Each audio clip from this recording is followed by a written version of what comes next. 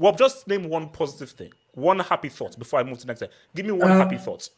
Well, Aubameyang came on at the 5th minute and he came off at the 66th minute. Genitalia reporting. Oh my god. Wait, Osuna, are you high? R9 fourth and Cristiano Ronaldo fifth. Can I go next? I think Cristiano Ronaldo is the greatest European. And I want to say R9 just because I actually rate him higher. It's just that you always say that he had a grenade tossed to his ankle, he floated or some type of stuff. Like that. It's crazy, bro. It's the kid. We're here, we're alive, man. So guys, what's coming up on this show, man? So we're gonna talk about your boy Modric. You know, Real Madrid, they did a thing, but your boy Modric, he came up trumps. I would just want to have a very nice, quick, interesting Luka Modric conversation where do we need to give him more praise? And has he now surpassed Andres Iniesta, who at the same age was saying what's up with Goku, Gohan, and Naruto? Have a Modric discussion. Then we're going to talk about Klopp. Could this be Liverpool's special season? Could this be where Liverpool say what's up? And about what this trophy means. We're going to talk about Pochettino. I'm so glad that Ford has made his return back here because we need to have a serious. Because when I did I'm also back as well. Just for that. I don't know who you are. So when we now so my thing is that when we did the reaction, I didn't hear the Pochettino press conference because I didn't want to hear it. But unfortunately, I've read it, I've looked at it, and we need to respond to that crap that this man said because it's now colored my view upon it. So we'll talk about Pochettino. Your boy, the World Cup goat got booed. The World Cup goats got booed. Mbappe got booed by PSG. Is this the beginning of the end? And does this set a bad precursor to that huge Real Sociedad second leg Dubinsky game? And of course, we're not just talk about Inter Milan, who are doing great. They're doing amazing. And despite him breaking up in that game, how are we rating Lautaro Martinez? Is it Serie tax? Is it Immobile tax? Or do we need to give Lautaro Martinez some love as well as your boy Simone Inzaghi? So guys, you know what it is, guys?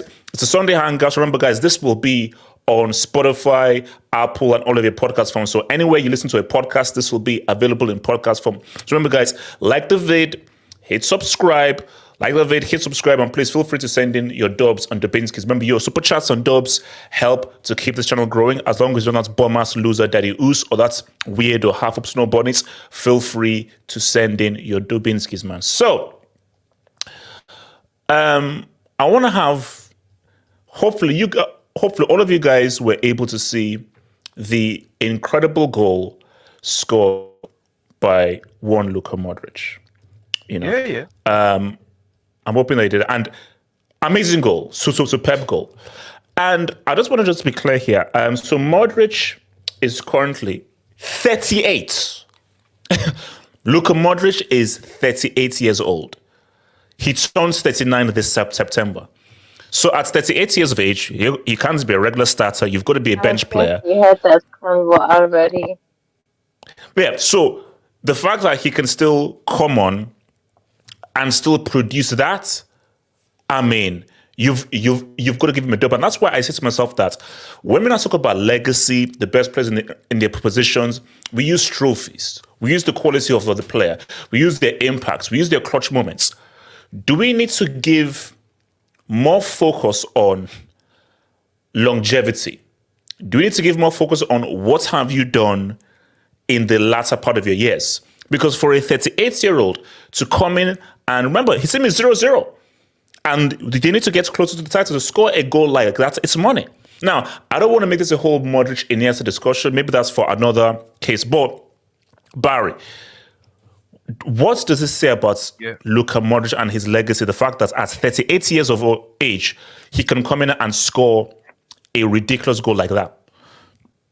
I mean, amazing, you know.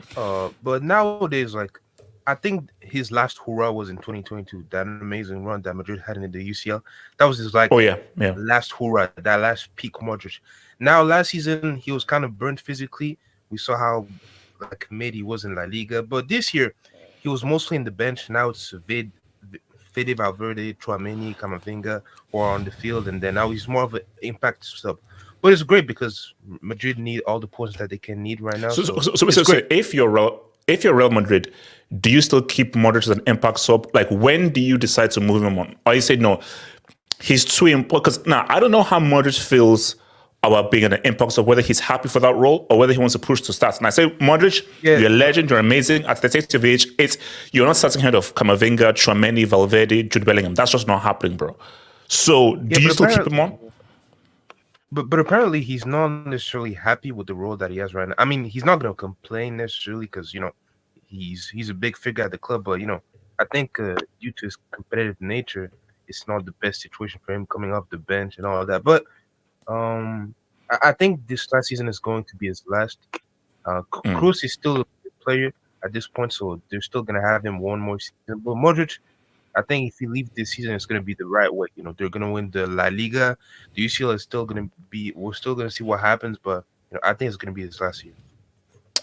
So, Mike, talk to me. What more can we say about your boy Modric, and how does this enhance his legacy at 38 years of age? Because he scores a golazo like that.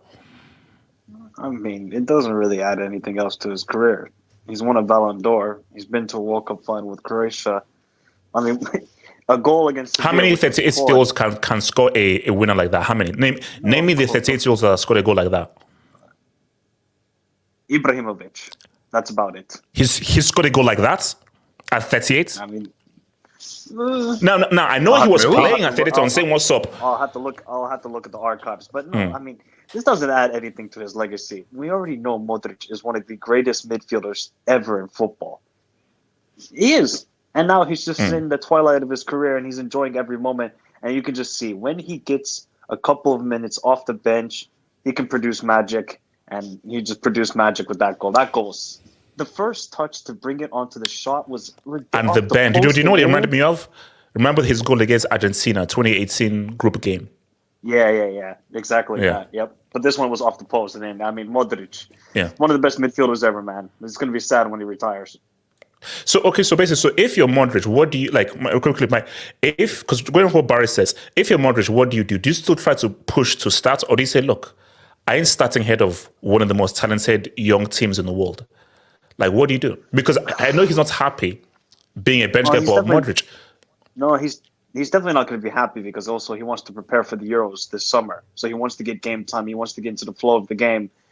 I don't know what else really he can do about it. Like, can Modric perform consistently for 5 to 10 games playing 90 minutes throughout?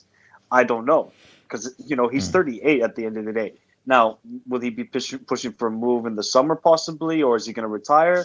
Who knows? But, I mean, I can understand Modric's frustration because, you know, he wants to play at the highest level, but, I mean, Real Madrid's midfield is stacked. It is stacked. It's stupid. You just got a super sub like him, and he can produce moments like that. AK, thoughts on your boy Richie and his future? Yeah. It was a very good goal. I mean, I think we can't really... As Mike said, a goal versus Sevilla does not really add to his legacy that we did not know before. 38. He should be in a piss bag, bro. Yeah, I know. I think he should be, but he isn't. And, you know, some of Chelsea's midfielders could really take an example of how to strike a ball from that. But, I think for me, I don't put him above Iniesta and Xavi. I put him just below them. I think I put him below Zidane, Xavi, and Iniesta. How many Ballon d'Ors do Iniesta and Xavi have? How many Ballon d'Ors? No, come on. I'm just saying. I just asked the question. That's nothing. That's nothing against Modric. He's still, for me, one of the greatest of all time. And if you're talking about this generation, I don't count Xavi and Iniesta in this generation. I count them probably in the generation before me. But if you're talking about this generation, I think you could arguably say he's the best midfielder of this generation. So shout out to him. And I think in terms of play time, I think this is his last season. at Madrid. I've seen some reports that he wants to go back to Dinamo Zagreb, which would be a great, reunion back. And unlike he's also had some offers from MLS and stuff. So could we see Modric with Messi at Inter Miami? I mean, we could, but I don't know. No, wait, no. Messi is recruiting all of his old pals. Now, there's one guy he'd call that plays at right back, but he's currently preoccupied at the moment. Could we see Twitch at Inter Miami? Could we see Twitch at Inter Miami? That's all I'm saying. I doubt it. So what's it called? So, Smasi, what are you saying about Modric? The goal was fucking awesome. I'm sorry I didn't see that coming because he is mostly on the bench when it comes on as sub to do something when they are drawing a game because he doesn't have the legs anymore. But class is fucking permanent. That goal was fucking awesome. And he's, let's say, from his generation, he is top 5. He has still all the qualities. He doesn't have the legs and the energy anymore because he's fucking. How old is he? 37? 38. Oh my god. I think it's gonna be either this season or next season. He's gonna retire or go back to his first club and end there. Okay. But man, what a fucking player. What a fucking legacy he has. He has done it with Madrid, but he also done it with Croatia, which is beyond stupid. Okay. So what's good? So Ford, Modric, talk to me. Where do you rank him? Personally, you. Yeah, big up HH, everybody here as well. Everybody that's listening, drop a like. Ford, we will talk very soon. Our topic is coming very soon. It's coming very soon. You can still hear the pain in my voice, but I'll get through it. Yes, you're not involved in this. You're not involved in this, bro. Oh no! I am. I have people sending me stuff. Tons of people sending me stuff. It's wild. Listen, worry about the Nigerians in your backyard. Worry about the Nigerians in your backyard. Thank you. It won't be Bassi. Okay. But no, on a roll, it's obviously good to be back. But yeah, no, Modric, all-time great, bro. One of the all-time great midfielders. I have him at the table alongside the likes of Zidane, Xavi, Iniesta. I'm talking from my era, right, that I've watched. So in modern football, I think he's right at that table. He sits at the table of Zidane. Yeah, and I feel like Zidane's above. I think I have Zidane first of these midfielders, right? But I'm saying Modric, he can sit at that table and they can all have a conversation and talk. That's what I'm saying. Like Modric is right there with those guys. He can absolutely talk with those guys. Again, I don't feel like. I think it is a bit of a disrespect to put somebody. I say somebody but to put guys on a level above. I feel like no, he's reached that elite pinnacle level, and like he's done it. And again, as a boxing guy, right, like I appreciate longevity and his longevity from even an early age when he was dunking on England's golden generation, like dunking on the likes of Gerrard, Lampard, retired Beckham, like absolutely schooled them at Wembley. And then even till now, at a late age, like he's still performing in a league winning team. He's gone on to win Champions League as well at a late age. Like it's just crazy longevity. And obviously in his absolute prime, without a doubt, one of the best midfielders that we've ever seen. So I rate it highly. I'm happy for him that he's obviously having moments like this in his career still. I just don't like to see legends live on long enough to then become villains. So I would like him to leave this season on a league title win and maybe even a Champions League. We'll see with that. But yeah, leave and do a fairy tale at Zagreb or even go to like one of these teams in Saudi or MLS and have some fun there. But obviously I don't want him to overstay his welcome. But in terms of greatness, I don't think it's a mad statement to say that he's at the same table as all the greats of the modern era. I don't think that's mad at all. But let me ask you this. So I put out a poll and I said, do you rank Modric over Iniesta? So 27% said hard to say, 34% say Iniesta is clear, 39% say Modric is better. So I don't know whether that's Can you bring up Sean TBD's comment? I can't do it. I can't. Because there are some people on your chat that Sean TBD does not know ball. I'm sorry. Where was Modric before 20? Look, Ford. Before 21. Modric or Iniesta? Nuke to your head. Modric or Iniesta? Could Iniesta do at Spurs? Could he? Don't. No, I'm joking. Can they do it for Barry, why Croatia? can't say it's a free country? Nah, guys, No, don't do that, man. honestly, He was balling at Spurs. He was balling at Spurs with your boy Bill, that bomb-ass team. It's Sunday night. It's Sunday night. Don't do that. Okay. honestly, for me, like you're really like it's so close between the two, right? I think for me, when it comes to this level of play, you're looking at personal preference. So for me, my personal preference, even though Iniesta's dribbling was just elite, vision elite, what he could do in the pockets was just incredible. But for me, I just like that Modric is such a well-rounded player. Like he has the technical ability to like move in the pockets, also can score great goals, but then he can also defend, bro. And things that he's done in Champions Leagues, the clutchness, like I rate it so highly. So I've always said that Modric is my guy, and I actually have him above Iniesta. But again, two amazing players, of course. Wow. Wait, Interesting. HH. Yeah. Didn't Fergie like say once that Modric was like the best in the Premier League when he was at Spurs or something? I believe Fergie said something like that. No, I think he recently. No. Look, like Modric at Tottenham was quality. Bro, there's a reason why Real Madrid even bought him in the first place. Look, see, this Modric Iniesta thing, like you can go back and forth because it depends on, do you go for someone's peak clutchness? Because one guy scored his country's World Cup winning goal. Another guy won a Ballon d'Or. Another guy is still balling to this age. Another guy was a key member of arguably one of the most dominant teams that we've ever seen.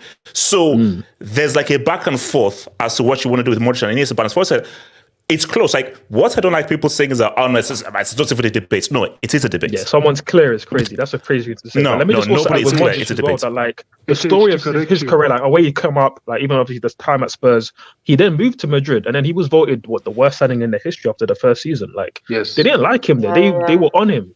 So the fact that he's had to have so much like adversity in his career with Iniesta, you spawned that like the greatest academy of all time. You end up in the greatest team of all time with the greatest player of all time. It's like you had it easy, and obviously you did great. Like you did amazing things with Barcelona and Spain. But for me, Modric's career is just more appealing to me, and again, more well-rounded in my opinion as well. So again, you're splitting hairs, but for me, it's Modric. Let me quickly, so shout out to your boy Tapua, member for 42 months, but thank you for your membership, bro. His legacy is cemented. He's just enjoying right now. Oh no, I think that is. I think 100%. But you know what we do? I think the key thing is when he retires. When he retires, we now have to take a step back. Okay, now where does he? Because I don't know yet, but I think that is a conversation to have when he retires. When he retires, you look at Tottenham, Croatia, that 2018 World Cup, the UCLs for Real Madrid, that's 2022 UCL, his longevity, his big time moments. Where would we now place him?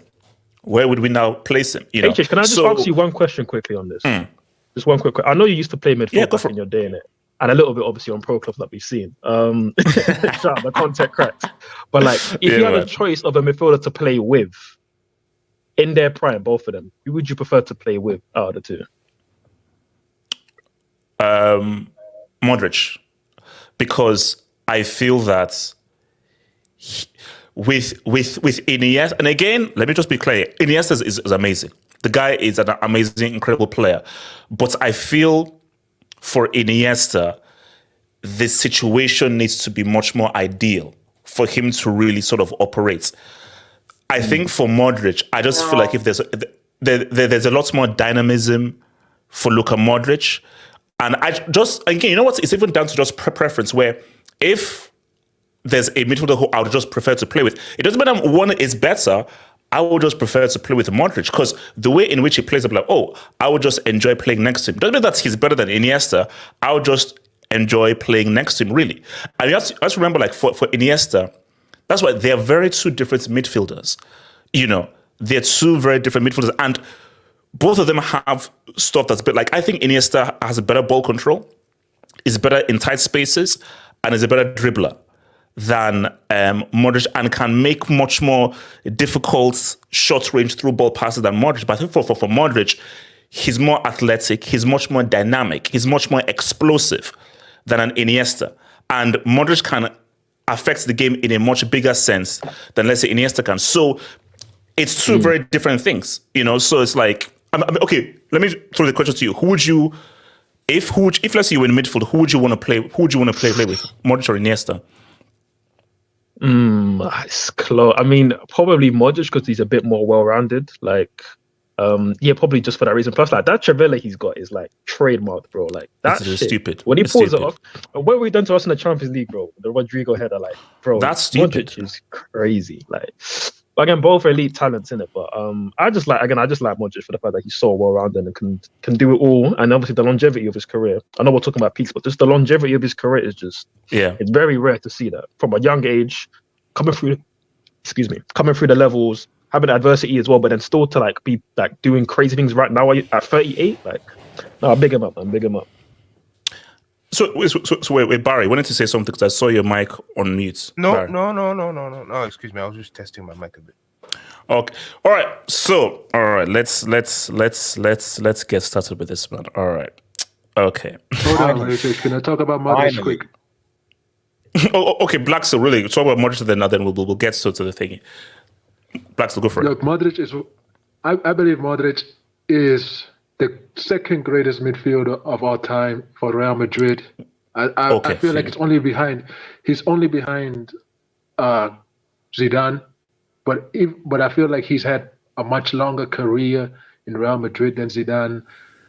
And if you want to go according to longevity, then the only probably contender he could have, I would have to say it's probably either Toni Kroos or I don't know who was the best midfielder in the maybe Makaleli or something like that. But in terms of Real Madrid, Schweinsteiger was sort of in a sort of era, but you know. Yeah, but then he didn't have long longevity. But you see, like longevity, that's just one aspect, though. Well, longevity is just one aspect. I'm just talking about Real Madrid as a whole, just Real Madrid. Okay, Real. And also, sometimes I ask myself, could Iniesta, if he was the main guy, if he had Rakitic or played for Croatia, could he do what Modric did? Because let's face facts here. Without Modric, Croatia doesn't reach the World Cup final. That doesn't happen. My thing. I don't want to give the answer because I don't know. We don't know. Like people can't come out and say, "Well, could Iniesta do what Modric did for Croatia?" We don't know because Iniesta has never been in that situation. So it's hard. It's hard to say that. Oh, let's now sort of go against Iniesta because he played with Busquets, Xavi for such a long period of time, and you had like a unit that was so amazing. So, does Messi win the World Cup without Martinez in goal, though? Iris, do you want to get attacked by the Messi fan boys? Not the Inter Miami fan boys. I'm asking you, just in this context. No, he doesn't. No. But what would have happened if Modric had won the World Cup? What then? We have an extremely different conversation. But Blacks, let's be real, that was never going to happen. Croatia's World Cup was getting to that final. Croatia were never beating that France team. It was impossible. But if Kante did dunk on him there. No way. Like way too black. No, but my thing though is that if you had won it, having a whole different conversation. We're having a whole different conversation. No Mbappe prop from HH. No Mbappe prop from HH. Then Mbappe is not even a feature. No. But my thing though is, look, see, now let me be clear. Let me be fair. I don't want to be fake here. I still affirm that the best player at that World Cup was Eden Hazard. That's in my personal view. I felt Hazard was the best player at the World Cup. He was the best player at that World Cup. Griezmann was better than World Cup. No, he wasn't. But here's the thing, it's like what Modric did at that World Cup, because you have to use context. He's doing that with Croatia. Not Italy, Germany, Spain, Croatia. Do you know how small Croatia is? And to play at that level and literally to hold them, and also, let's keep it a stack. He played well in that final. France just executed it and were effective. Modric played well in that final as well. Yeah, but you were just up against just like a superior force of just like game winners. So we have to, like, guys, we have to give Modric a lot of credit for his performance at that World Cup for Croatia. That's huge. The main guy was Rakitic, bro. I'm not gonna lie to you. Okay, Barry. Wait, no, hold on. So Barry, no. So Barry, let me quickly say that. So Barry, are you saying that the most important player for Croatia at the World Cup was Rakitic rather than Modric? No, because we had that discussion in the members hangout months ago. I remember I put up a Modric question. I was breaking Real Madrid. I can't say anything. It's amazing, but Croatia have some issues because I remember that Denmark game. Who missed the penalty? It was Modric.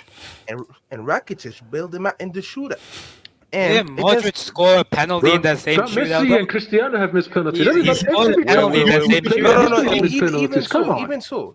Even so, but he was in finals. Okay, no, Barry, wait, hold on. Okay, quick, Barry, let's do this. Wait, quick, Barry, let's do this. Yeah. Also, if we're just relegating this whole thing to penalties, then like, what's the point? You can't compare Rakitic and Modric because one scored penalties and the other didn't. No, because England, that's to my needs. A far better midfield performance than Rakitic had at that tournament. No, Barry, my question would be that take Modric out, leave Rakitic by himself with Brozovic. Do Croatia make the final? Take Rakitic out, put Modric in with Brozovic today because. Are we really now? Because absolutely. Because Barry, let's be clear here. Rakitic, I feel he's an unsung hero. He's a guy that should be. He's underrated. He isn't one of the best midfielders of his generation. He's a very underrated midfielder who complements the midfield very well. We're not.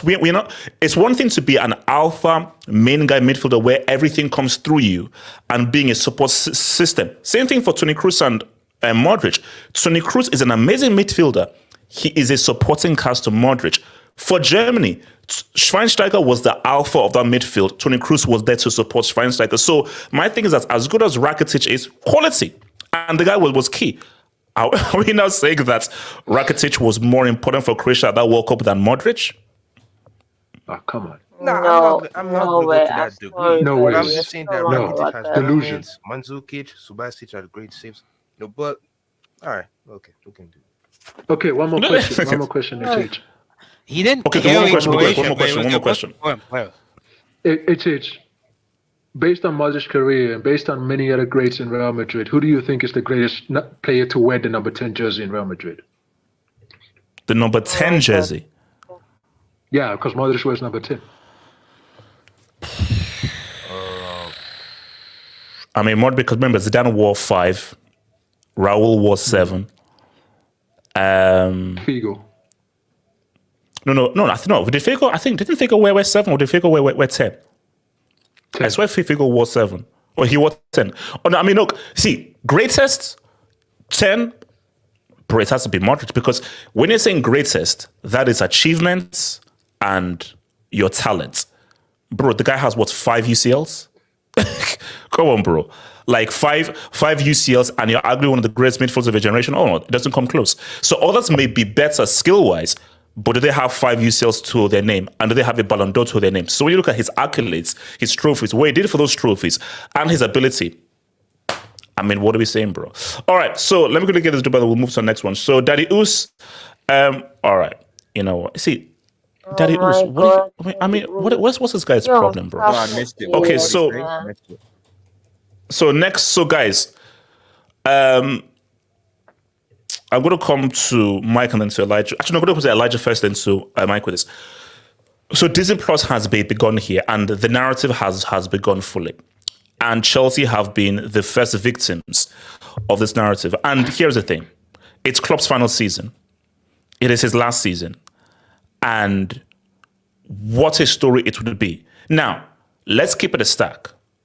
If Liverpool were to pick one more trophy that they would want to win, there's only one trophy. Shout out to the Europa League. Cool, European trophy.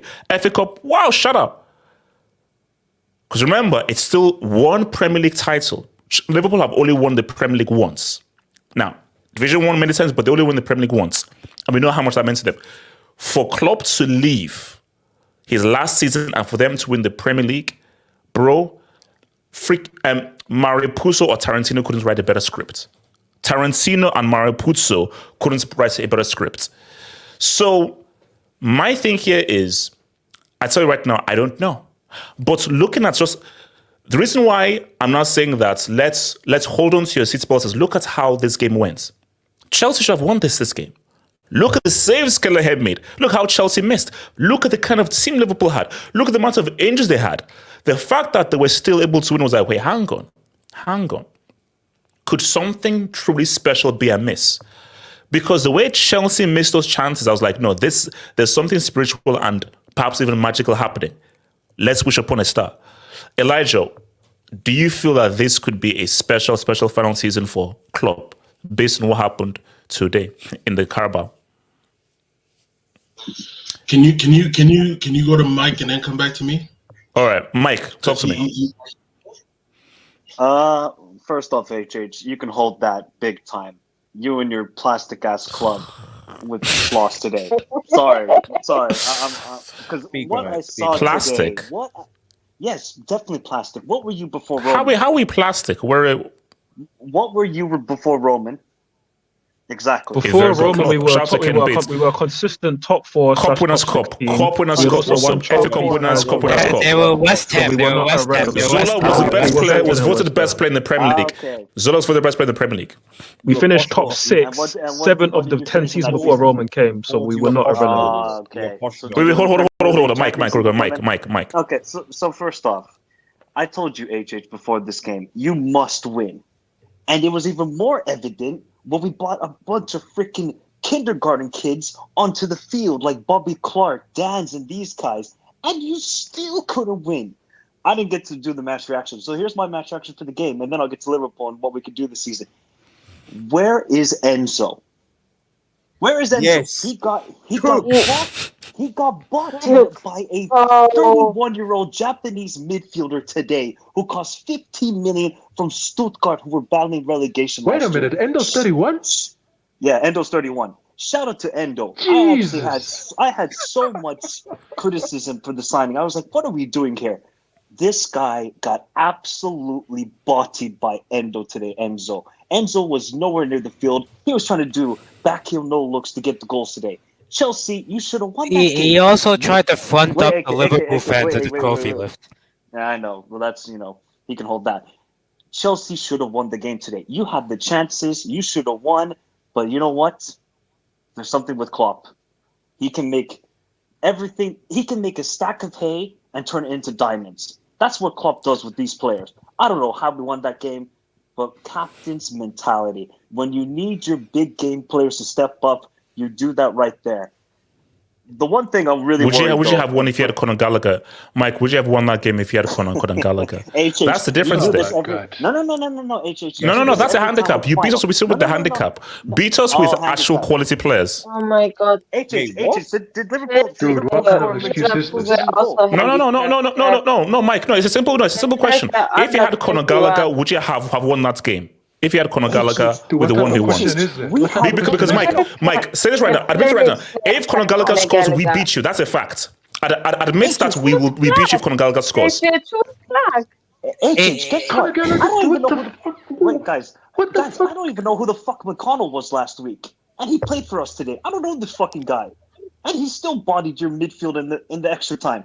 I don't know what happened to you guys in extra time. I think that's because of Pochettino's comments, which you'll get to later. But somehow, with the mentality of these players, it's all about mentality. Did we play the best football today? No. But gid. As this guy with glasses says, gid. And we personified that word today with gid. And our captain did that. Now, for the rest of the season, I'm worried with the injuries, though. We cannot keep... Gravenberg got injured today. Apparently, Endo is with crutches as well today after the game. I mean... I don't know what our midfield is going to look like on Wednesday. We're playing already FA Cup. I mean, if we consistently, honestly, HH, I'd rather just lose to freaking Sparta Praha in the Europa League and just go for the Premier League at this rate. That would be the smart thing. I mean, it would be the smart thing, but with this team, with the mentality that they have, I just hope they can win the Premier League. You can't fight on three fronts. With the injuries, you can't fight on three fronts. So wait, Michael, wait a minute. That, but the thing is, wait, hold on, Mike. No. Audience, what were you going to say, Audience? Yeah, you say that. Just your point about, but the thing is that, like, given the amount of injuries that Liverpool have, Klopp doesn't have a choice. Like, you can't infield a starting 11, so like, you can only rotate if you have like the personnel available to rotate. Like, it's looking at the fact that like Liverpool don't even have the players to rotate. You're gonna have to play almost like a makeshift 11. That's the issue, audience. I can't. we have to consistently play the same 11. Look at Luis Diaz today. The guy was absolutely finished physically after the game. Same with Endo. Same with Harvey Elliott. Like, these guys can't run, and you're telling them, hey, you're gonna go play an FA Cup game on Wednesday, and then I think Saturday or Sunday we have a game against Nottingham Forest away. It's tough. I don't know if we can do this. Hopefully, Soboslai, Salah, and Nunes are back next weekend, because that at least will help a little bit. Especially, I mean, Gakpo today. You're lucky you played Gakpo today. Horrend, bro. He was Chelsea's best player. He was Chelsea's best player on the pitch. Gakpo was Chelsea's best player. I just wanted him to get involved with the play in the first half. He was so passive. You look at Luis Diaz. But Mike, it's not about being passive. You know, when you're 11 and 12, what do they tell you? Man, lift your head up, because you play with your head down and everything. This guy's doing what they coached out of us when we were like 11 or 12. You know, you have to lift your head up. Stop playing with the head down. This guy has his head down and just runs straight. I'm like, bro, do you know how moronic that is to be doing that as a professional? Like, just the level of stupidity he has in his play, the level of, if you're selfish, cool. If you're selfish, you better be Robin. You can't be selfish and lose the ball and be crap. Like, this guy will have the ball, like, there are 3 opportunities here, and he thinks he's good enough just to run straight and say, no, you're not that kind of dude, bro. No, that guy is just, he actually frustrates me. Even if it's not my play, he just frustrates me to watch, because I'm like, you're so stupid in how you're playing, boy, you know. No, yeah, and it's just very difficult now for Klopp. Obviously, we're very happy we won the trophy today, but at what cost as well? Because we lost another midfielder, so... But Mike, let's talk spirituality. Let's talk beyond football spiritually. No, Mike. No. Let's stop football. Okay, we'll cool. Let's not get into some spiritual talk right now. Do you feel that injuries, things squad, but do you feel like if we hang on, something special could be amiss here? Something special? I don't feel it, HH. I mean, if we beat Man City March 10th, I'm on board. I just can't with these injuries. And I don't think we didn't play the best football today, and we didn't play great against Luton in the first half. We cannot consistently in the first half be so not really naive, but also just lackadaisical with our play. We need to just take the game to the opponents in the first half and kill them off. Maybe we can do that with a better front line. Who knows? But it's a long season ahead. But I'm very happy what we did today, because we thankfully gave you 6 losses in a row now in cup finals at Wembley, I think. So wait, where did you get that number from? It's not 6. What are you talking about? My 6. No, it is 6. You've won 6 finals in a row at Wembley. No, it's we not. certified it the last time. No, it's not. Elijah, do you believe in Disney Plus? Do you wish upon a star? It's just put my AVX. It better not be anything that can be incriminating, bro. Have you guys seen the movie Kindergarten Cop? I'm a cop, you idiot. I'm the party pooper. Great film.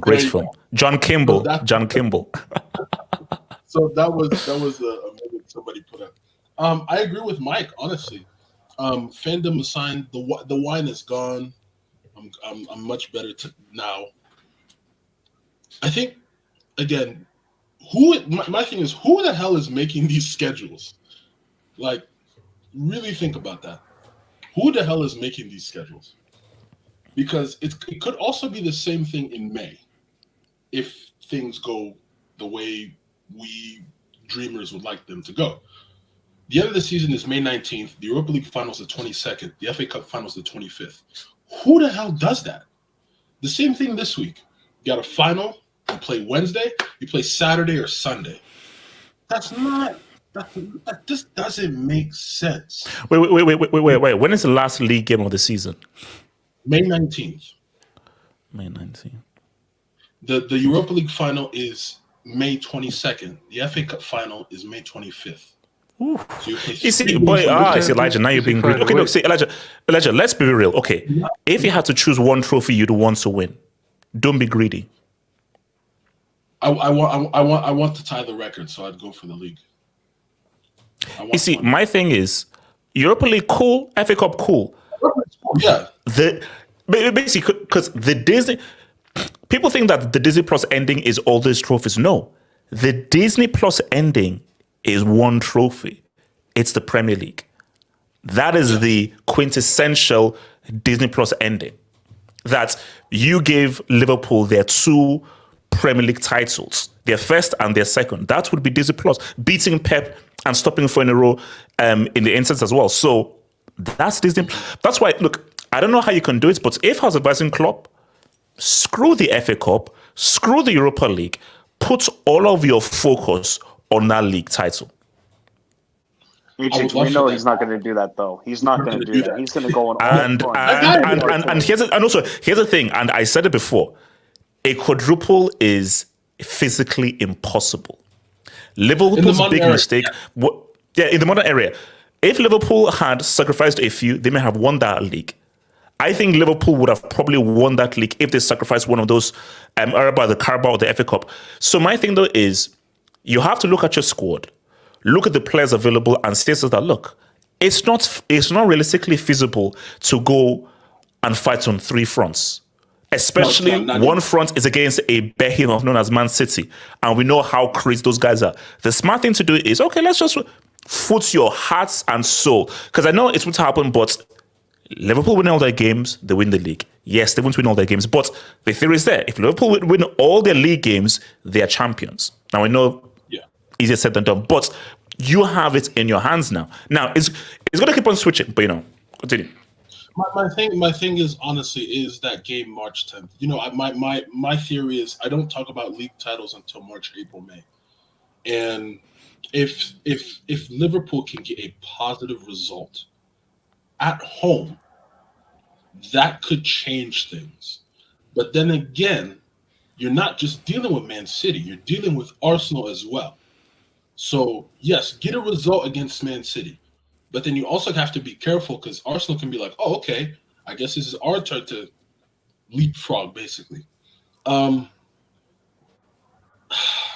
could care less about the FA Cup. I just wouldn't want to lose to a second division team, honestly. I wouldn't want to lose to Slavia Prague either. But then again, I want to focus on the league. Okay, so also RDS, what do you say now? Do you fear that Klopp's Disney Plus story is going to come to fruition? So I've got to be brief because I'm kind of at work. I mean, do I fear? It's possible, but I mean, this is a 3-way title race. I still think City are the favourites, to be honest. I just think that they're doing what they do, which is grind out results. And given the fact that Liverpool have this essentially mass injury crisis, as much as it would be nice, I just think it would be when it gets to this stage, it's all about availability and squad depth. I've said this several times when it comes to winning multiple trophies for competitions, is that it's the team that has the best squad that gets the big trophies at the end of the day. That's how it is. And right now, Liverpool, that's a squad is basically to be honest with me, the reason Liverpool won today is because Chelsea are ass. That's basically why Liverpool won today. Chelsea are ass. They're terrible for whatever reason. I don't know how an £1 billion squad can't deal with we're talking about Liverpool, by the way. I know. The Chelsea section is coming, but it's quarter to midnight right now in the UK, and those Liverpool players, those kids are sleeping and prepping for math class tomorrow. They can't even stay up and drink and celebrate because they've got to do algebra, they've got to do English. Wait, what kind of narrative is that? No, let's just stop this narrative. No, they're not still at school and everything. Let's stop that narrative. I get that, but when you see how much they're paid, from 0 to like 1K, and they're dunking you guys, it's what. But anyway, the point is that in the context of the league, it's going to be very, very difficult for Liverpool given the lack of squad depth and injuries that they have. The thing is, with Klopp and the mentality of teams that they are going to go for everything. And I think ultimately that's going to be their downrise. Because remember, a couple of years ago, they even had a stronger team and they were going for the quadruple. And they ended up with the Carabao Cup and the FA Cup, which might be the same, which possibly I think is going to be the same case this year. They'll probably end up with the Carabao Cup and the FA Cup. Probably, maybe not. I don't think they'll win the Europa League. And the Premier League, I think, will probably be touch and go. I just don't think they have enough squad depth to compete with Arsenal and City right now. Ford, where's it about Liverpool and Klopp? Yeah, I mean, in regards to Liverpool, I think it's important to apply context. And going into the season, a lot of people weren't fancying them to be challenging for the league and to be having a top season, which I completely refuted. And I said, no, Liverpool will be back to their normal selves because last season everybody was taken aback by how disgraceful Chelsea were finishing 10th. And I know we will get to that, of course. But for me, what was even more surprising last season was Liverpool falling off from a quadruple charge, being renowned as the best team in Europe, even though they lost obviously the Champions League final and lost the league. But people saying, "Oh, that's the best team in Europe." Klopp's like, "Oh, we're going to be back in Istanbul, book the hotel," and then they had an absolute fall off of a season. It was a bit of a freak of a season. Or they've had it before with Klopp as well, but they fell off. They were awful. They were in mid-table with us for a lot of the season. It was only towards the end where they actually hit a decent run of form. They got fifth. They could have even got fourth. But in that run, they went on like a 15, 16 game unbeaten run, I believe, in a league, something like that, or quite a large amount. And obviously they recruited pretty decent in the summer. Didn't get some of their main targets, who actually ironically were at Wembley but not in a red shirt.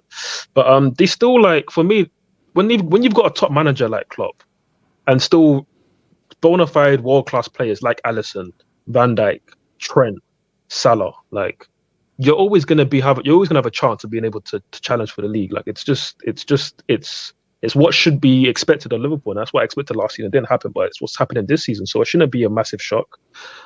They've got one trophy now, which is great for them. Of course, the Disney Plus narrative is massive, and we know Klopp is a mastermind at playing into that. He loves being the underdog. He saw the injuries and he was like, "Yes, I get to play the underdog." He loves that. He revels in those moments. So, of course, he's a big threat in this 2-horse title race, and March 10 is massive for the 2-horse title race. So we'll see how that goes, because we know City have a poor record at Anfield, but obviously Liverpool have their injuries. So it's going to be a crazy atmosphere. But do you believe in Disney Plus? Do you believe Klopp Disney Plus is going to happen? Last season, final season, emotional goodbye, and as he says goodbye, he wins the league title, because I feel something here. Like, the way they won this with the team that they had, I know we were garbage. I get that. But still, the manner in which they won it, could this be something special? Or as City too good, City would just say, yeah, that's all and good. We're in Chelsea. We're actually going to now bring it back down to reality. I mean, I hear it, right? And like, obviously, a lot of today for me was on London Cowboys, which we will get to. But one thing I always give Liverpool credit for this season is, like, even though they don't look as good as the quadruple challenge season or when they won the league, COVID tax, or when they won the league, like, this team, they don't know how to lose. Like, they will they will play bad in games, they'll play a bit, but they just find ways to just not lose games. Like, again, the only loss this season that was a legit loss was the one at Emirates, because obviously the one at Tottenham, 9 men. The BS goal and all of that was a bit weird, but the only loss this entire season is against Arsenal at the Emirates, which is the hardest fixture on paper, other than Etihad, which they got a draw at. So you have to big them up. They'll be in this 2-horse title race for till the end for me, but I think the league is in Pep's hands, and it's in Pep's hands if he chooses to play certain players in their certain positions, which of course is a different conversation. But I think it is down to Man City. I think you also have to favour them in these title races. But yeah, them and Liverpool will go at it. Again, there's a third team people are talking about. I don't rate that small team in London. But yeah, man, it'll be close between Liverpool and City. But I feel like you just have to give the edge to City. But with Liverpool, you must come away with more than just a Carabao Cup. You can't leave Klopp for his farewell tour with just a Carabao. You can't. Yeah, no. For me, I feel they need they need another. I mean, like, they need another trophy. But the ultimate is a league. The ultimate is a league. All right, guys, let's talk. So Ford, please stay on the line. Ford. I have a question, please. As a half Indian man, can you please ban daddy use? I will ban daddy use. I will. Let me go first on this, Hitches, when you do go to the. Okay, so let me present it and I'll give it to you, bro. Pochettino is a loser. HH is proud of the players. Remember, HH is proud of the players. You see, my thing is, once a loser, always a loser. And I think when you're a loser, it's something a loser can't suddenly become a winner. Once that's your mentality, that is your mentality for life. The words that Pochettino said after that loss were beyond shocking. Like, if I was an owner, hearing what Pochettino said, you're sacked on the spot. Now, we know what the psychology of the owners are, and we know the direction that they're taking Chelsea into. But to look at that game and the response not being that we are disappointed, we had the chances to win, but we failed to win. That's all, nothing more. We are hurting, we're in pain. It's a painful defeat. We had the chances to win this game, and we are disappointed that we did not win a game that we felt we should have won. This clown opening his mouth to say that we're a young team. How young were the guys you were playing? First of all, you may be a young team, but your young players have way more experience at this level than these whippersnappers who have played maybe 1 or 2 Premier League games in their whole career. So you using that as an excuse is stupid. You're not on this because he said, "Oh, if you look at the age groups, it's all similar." No, it's not. Age is one thing, experience is another. So Cole Palmer may be a similar age to the guys on that pitch, but he has way more experience at this level than those guys. And in football, all that matters is experience, not age. Not age. A 22-year-old who has had 4 or 5 years playing at the top level, I expect him to do better than a 29-year-old who has only 2 years experience playing at the top level. All that matters is how many years at the top level have you been playing for? And most of those Liverpool players have next to no experience playing at this level, unlike Enzo, Caicedo, Cole Palmer, Nico Jackson, who you have spent several years playing at the highest level. So this was embarrassing. It was disgraceful. And for my manager to come out with excuses, I'm like, how can I support you? How can I have faith? How can I have confidence in you? Because the standards of a team are set by the manager. The manager sets the benchmarks. The manager sets the standards. If the manager sets the standards low, the players are going to play to those standards. So look forward, man. Talk to me about this bum-ass idiots, bro. Yeah, it's hard, HH, right? And again, this is coming from somebody who lost a lot of feeling with this club for a long time, because again, this isn't new to me. Again, I'm not the fan that's going to come here, cry, scream, and shout and break shit around the house and all this stuff. No, I'm not really that kind of guy. Like, I'm very chilled and composed talking about Chelsea. Obviously, days like today are hard because obviously it's a final, so you care more, you're more invested automatically. But I still recognize what the club is right now. The club's a mess. The club's a joke. The club's a disgrace. I always tell you on spaces that this is AC Chelsea. This is after Cowboys came to our club and ruined it. When I talk about, when people talk, it's still Chelsea, I'm like, no, that's BC Chelsea before Cowboys came in. You can talk about the mentality, final records and all of this stuff. That was BC. This is AC. And again, obviously, in terms of talking about Chelsea, there's always the context applied of where we were under Roman, and obviously it was a bit not great the final few years in terms of how we ran the club. Then obviously stumbled upon magic with Tuchel and the Champions League run, but then obviously there was sanctions tax, Tuchel with his bad talent ID being our deal for us, someone bringing in Cucurella, Aubameyang and all these other bums, Koulibaly, Sterling, bums, and everything that's what happened in between us led us to this point where we don't win big games, period. Since Bowley took over, the only big game we've won, it was Dortmund. In the second leg of a Champions League, cool, we won it 2-0. Cool, we went through and got slapped up by Real Madrid anyways. Other than that, we've not beaten any Big Six team since Bowley took over the club. People want to say, you beat Spurs? You beat Spurs 4-1 at 3 Point Lane. Wow, fantastic. They had 9 men, and it was the most disgraceful 4-1 win I've ever seen. I had to take a long 2-hour shower after that game because it stank, bro. That game stank. But anyways, going now to today, right? And again, I told everybody, Liverpool going to win 1-0. I told everybody. Because I can't back these players to score because we've seen it all season, HH. We've seen decent-ish performances where, cool, London Cowboys play relatively well, but then we bottle chances. We bottle huge chances over and over and over again. And then we have a manager who is absolutely inept and is a fraud. And I could not back him to be Disney Plus steroid up Klopp, even with all these kids, because I knew that when it comes to giving a good like halftime team talk or rousing up the players, Poch couldn't do that. Again, all three halves. But before though, was Poch to blame for Conor Gallagher missing 3 opportunities and for the other multitude of chances that we failed to score? I'm gonna speak on Pochettino before I get to the players. Right, I have to get a lot of this off my chest, right? Because again, tactically, how we set up, and even how you get players motivated, right? You have to look at how players respond to the manager and these things, right? And again, every single half of football that started in this game, the first half, second half, first half in extra time, and second half extra time, we started horribly in all of those games, in all of those halves. And you look at how we performed in the final. Again, if you compare it to BC Chelsea, yes, we lost finals, of course. But I've never seen us actually be like horrible on a final. Like, no, first half of this game, we were disgustingly bad. And you can see the nerves going through the entire team, the entire backline making constant mistakes. Enzo giving away balls constantly, Palmer giving away balls constantly. And yes, part of this is because they're young and the board recruited horribly. And of course, they are the main ones to blame for this mess. But you have to look at the manager. Can you not get more out of these players? Of course, we know you can because there's still talent in this team. And Poch did not do that. In terms of managing the game, again, he got it horribly wrong. Don't know why he took off Jackson. There was no need for that. He left on Gallagher for that long, like crazy. And then you come back and you tell us that you were playing for penalties. That's disgusting. Ford, I would have slapped him if I was in that reporter's room. Wait, is that if he said that when I was there, I would have slapped him. That's what he said. That's what he said immediately. He said that verbatim. He said that verbatim. He said after he put Chalobah on. No, because the players were getting tired, so we wanted to go to penalties. And why this is so disgraceful is that like we were the team that had the free week. Liverpool played midweek.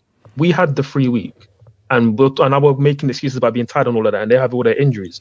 And it's like it's crazy that he did that as a tactic to actually try and play for penalties when we just lost 2 penalty shootouts to the same team. But you have the lack of IQ, the lack of common sense, which is now becoming uncommon in this day and age, to say that with your mouth out loud after a game. Like we've seen frauds behave in these elite clubs. Like we've seen, again, no offense, this isn't a shot, but we saw Ole Gunnar Solskjaer for a couple of years say a lot of stupid stuff in the presser, but it made sense because he was a fraud. He wasn't meant to be the interim thing. He did a thing, whatever, cool. You got the job, but we knew you were not meant to be there.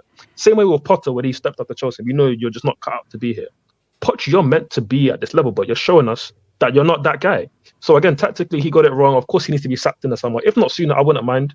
But again, this spineless board, they won't do anything. And people are bringing up this whole picture online or the video of Poch not shaking Bowley's hand. He shook his hand. If you watch it back, yeah, because Todd Bowley's quite socially awkward, right? Like he had his hands in his jacket for some reason. But if you watch Poch's left hand and Bowley's right hand, it does shake in a weird way. So they but you know what I think about that whole thing? No, I think Pochettino was so angry and so pissed off. I just he didn't even notice him. He just didn't notice it because he was so pissed and angry. Because there was a bit of a shake, I think. But maybe I don't think their relationship is great, to be honest. But I know I've gone on long, but obviously I do want to just again come back to the players because the game is still played by 11 players on the pitch, right? And again, I will say Liverpool were the deserved winners. Did they play great today? Not really. Their press was good, but the amount of mistakes he made was obviously shocking defensively, right? And obviously games are won by big players. And Liverpool didn't have any of their big attackers, but they had Big Van Dijk at the back, who was man of the match and scored 2 great headers. 2 great headers. And only one of them counted, and we still didn't take advantage of that. Because for as bad as we played, and for even though our £200 million midfield was not great, I'm not going to say Endo again. The other brother was talking about Endo absolutely dog walked. How do we get rid of Pochettino? How do we get rid of Pochettino? Because do you know why we're so screwed? We are so screwed because as much as say Poch, he's not the real issue. He's not the real issue because you take out Pochettino, the board are just going to just put in someone else of a similar ilk. So now what? So my thing that's we are really screwed because see these owners plus those dumbos called Wayne Stanley and Stewart, the sporting directors and everything, the talent ID merchants. There is a clear idea of we want to do this project with this specific players. It's not about winning.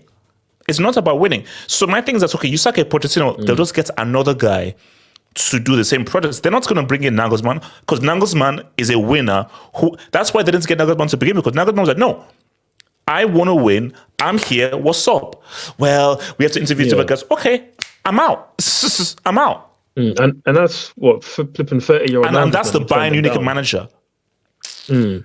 Yeah, Yeah, no, 100%. Like, it's going to be hard to attract winning managers because they're going to look at this mess from afar and be like, "Is that worth my time?" And be, yeah, you're going to pay me a lot, but is it going to really work? It's difficult. And I'm not going to defend much of what the board's done because obviously they have brought in some good youngsters. But again, if you throw $1 billion at something, you're going to find some gems for sure. But of course, the idea behind what we've tried to do in terms of signing all these young players and again phasing out all of our experience, not just at board level and not just changing everything behind the scenes, but also on the pitch, you get rid of all of the experienced players. It's weird madness. Move, very weird move. So of course, it's just hopium at this point to hope that maybe it turns around. But again, I have to come back and finish on talking about these 11 players. Again, I talked about the defense, super nervy, poor, Chilwell. You are a disgrace as a captain. Get out of my sight, you absolute bum. He's so bad. He's so bad. I know, it's awful player. But we have to talk about the attack and the chances that were missed. And Conor G. Gallagher. Let me give you some news, H8. Yeah. Our next league game against somebody who I don't really care about, right? Guess what our fans are going to do? Our fans are going to set up a banner to give credit to Conor Gallagher. There's going to be a banner going around the 100%. Conor freaking... No, it's happening. They've announced it. It's happening. Oh, what did Roy Jennings say? No. You're lying. I'm not lying. Check it online. It's already announced. He's saying it's against Leeds. Whoever our next game is against. Yeah, there's a banner already set up. Yeah. FA Cup against Leeds. Yeah. Again, how long did it take the likes of Hazard, Kante, real freaking legends for this club to get banners? No, we're going to give it out to Gallagher, who's captaining our team in 11th place.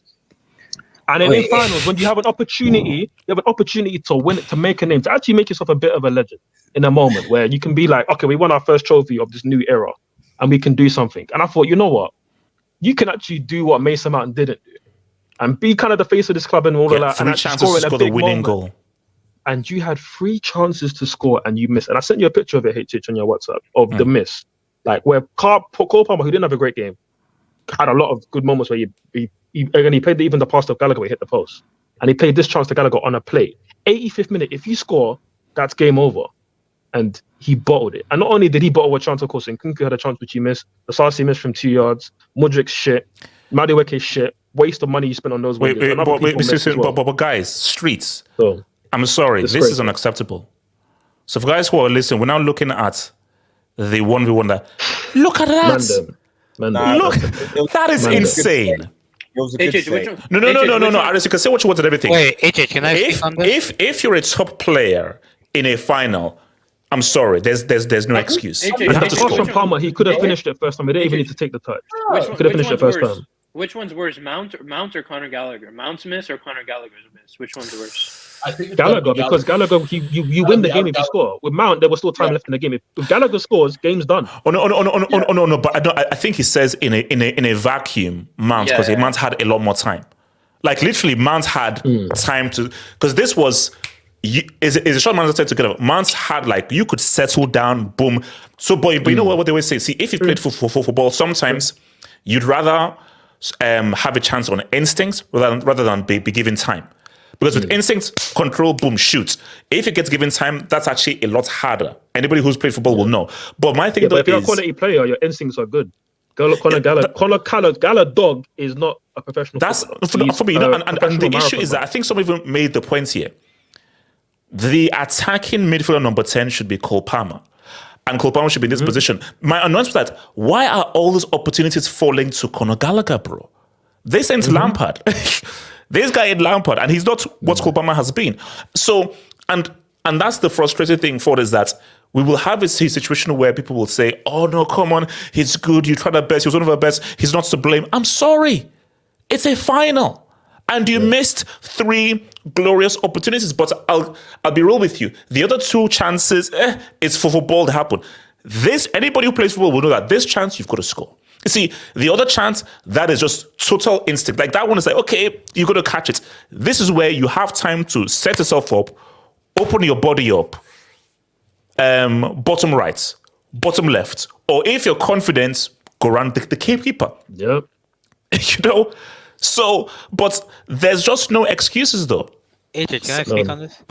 Okay. For finish your point, that I'll come to you. Okay, so what's your final point for? My final point is this is painful. And this is coming from somebody who's like quite just chill about the situation, because I reached apathy a long time ago. But it's painful.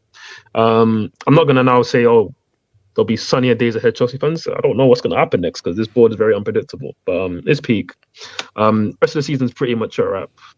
We're not winning no FA Cup. We don't win big games, like I've been saying. We don't win big games with these young players. So we're going to just have to wait till next season, sack this manager, hope the board learns from their mistakes, and then if you do that, there is still a nucleus of a good squad here. They're all young and inexperienced to a degree, but there is still talented players there. Whether it's Palmer, Enzo, Caicedo, I still believe in their talent. For me, Gusto's a top quality right back. Reece James, if he come back to one of the best right backs in the world, if not the best. In Nkunku, he's fully fit. There's a core there of a team that can play really good football as well. You just need the right manager and the right DOF above them to recruit the right players, and then you can make a team of it. And if you don't, then we're going to be a disgrace for many more years to come. So. All right, let me just hit this. Although the Binsky's ban, Daddy, I'm not reading that crap, bro. Next thing you put that, I'll just ban. So I'm not even reading that crap, Daddy, bro. You better fix up, man. Miles Olo, member for 19 months, but thank you for your membership, man. Nkunku has declined. Poch is a clown. Bolly gets out. No. Thank you. Yeah, exactly. Yeah. We said this. We said this on the reaction. He's hardly started any games. The guy has mostly been coming off the bench, so he's the last guy we should be looking at any criticism for. Since the World Cup, he's hardly been playing football. Yeah, he's hardly played. So you have to give the guy some time to play. So it's hard to now really be gauging him now because he's clearly not fully fit. Yeah, we all know Poch as a clown. And my issue is, you can get rid of a manager. How do you get rid of ownership, bro? These guys ain't going nowhere. And you know what makes it worse? Anybody who lives in London, knows that area of Chelsea and knows the hardcore guys, win, lose or draw, these guys are Chelsea all the way through. So for a particular section of fans, like, it's going to be very hard for the whole of Stamford Bridge to not turn against the ownership and the players. No, because there are some hardcore fans who, Gallagher is still their number one guy. Gallagher is still their number one. There were people who were angry that Mount got sold. There were people that were angry. There people today who are still angry that Mount got sold. So my thing is that we just had a guy who arguably cost us the game. He's going to receive the most support, and Ford said they're going to have a ban around him. So when you are dealing with those fans, because remember, guys, these are smart businessmen, and they know that the football fan and the football club is an inelastic product. If you know anything about business, there's an elastic and inelastic products. And an elastic product fluctuates. Those are luxury items. And an inelastic product always remains constant, despite what the market does. So groceries and so forth always remain constant. The football fan, win, lose, draw, horrible players, everything, they will turn up because that club is their religion. It's their drug.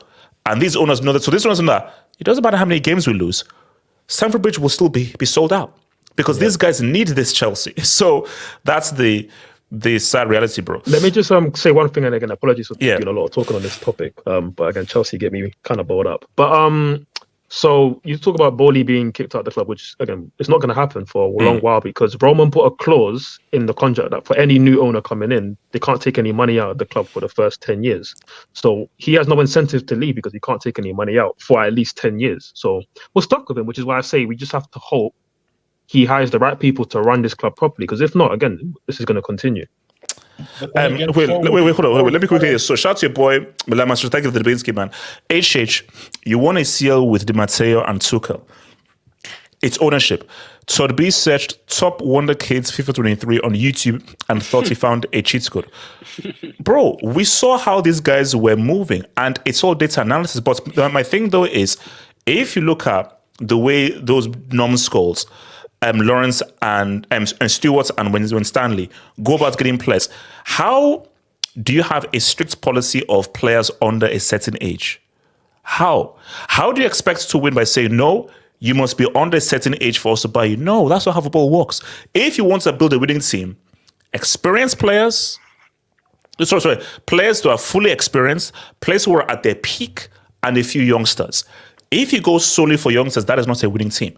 There is no team that has won apart from Ajax in 1995. Apart from Ajax in 1995, there is no team that have been full of youngster players who are able to say, what's up? So, it doesn't work.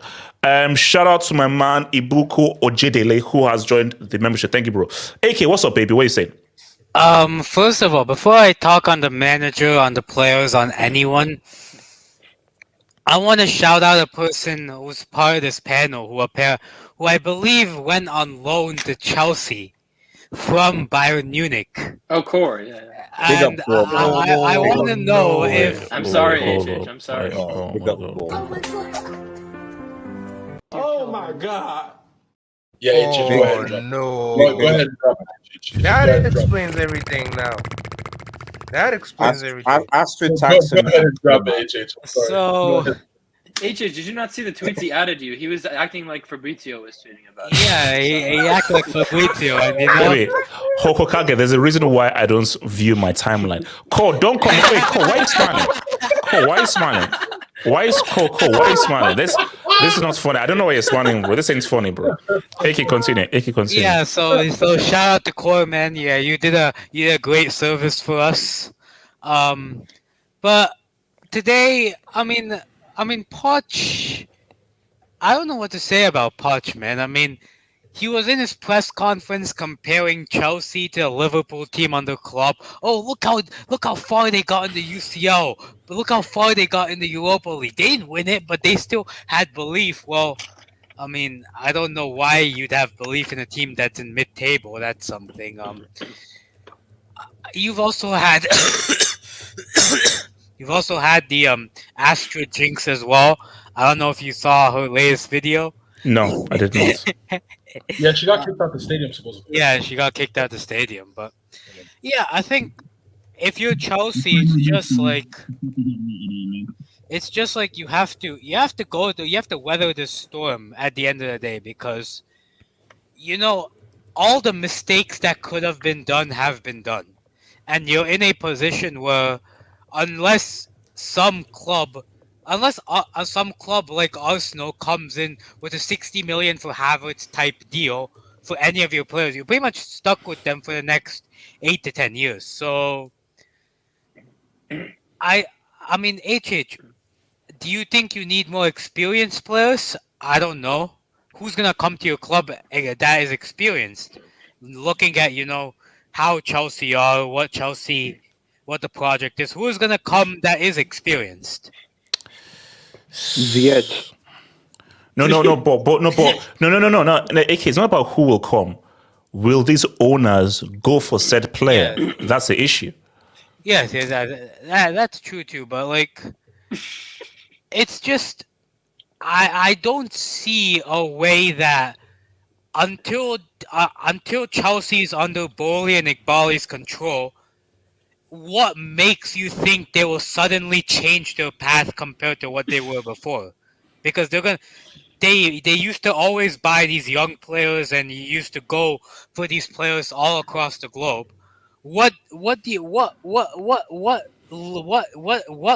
like the fact that they're gonna do something different? Like, there's nothing that makes me think that these guys are gonna go for more experience, or these guys are gonna do something else. There's nothing. So, No. like, there's nothing. I don't know how you get out of this, because AK, AK, that is what is so scary, because I'm like, it's one thing when the ownership wants to win and you're like, okay, no, let's get rid of this manager, let's hire this manager.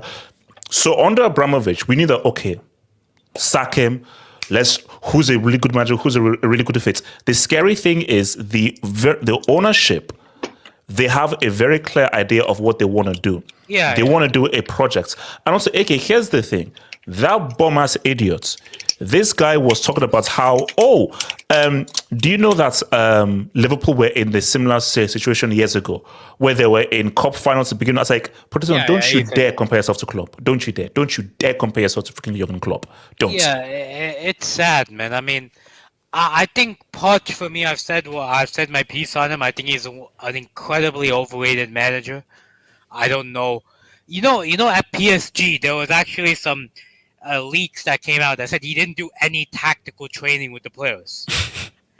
Wait, hold on, AK. Haven't we seen that famous image of Messi looking back at him? Yeah. When he brings off, so he only won one trophy at PSG, isn't it? The league. Yeah, he only won. I think he won the league. Yeah. He got knocked out of the cup, I believe. Yeah. So, and then it's like you don't have any tactics. You're a predominant man manager with a team that, let's face it, are not as talented as you think you are, and are incredibly inexperienced. All three things are just a recipe for failure. The type of players you have, you need a coach. Yeah. You need a coach to coach these players on a way to play, not a man manager. And like, I don't know what, but but I think the reason why Bowley and Iqbali went for a man manager is because they can control him.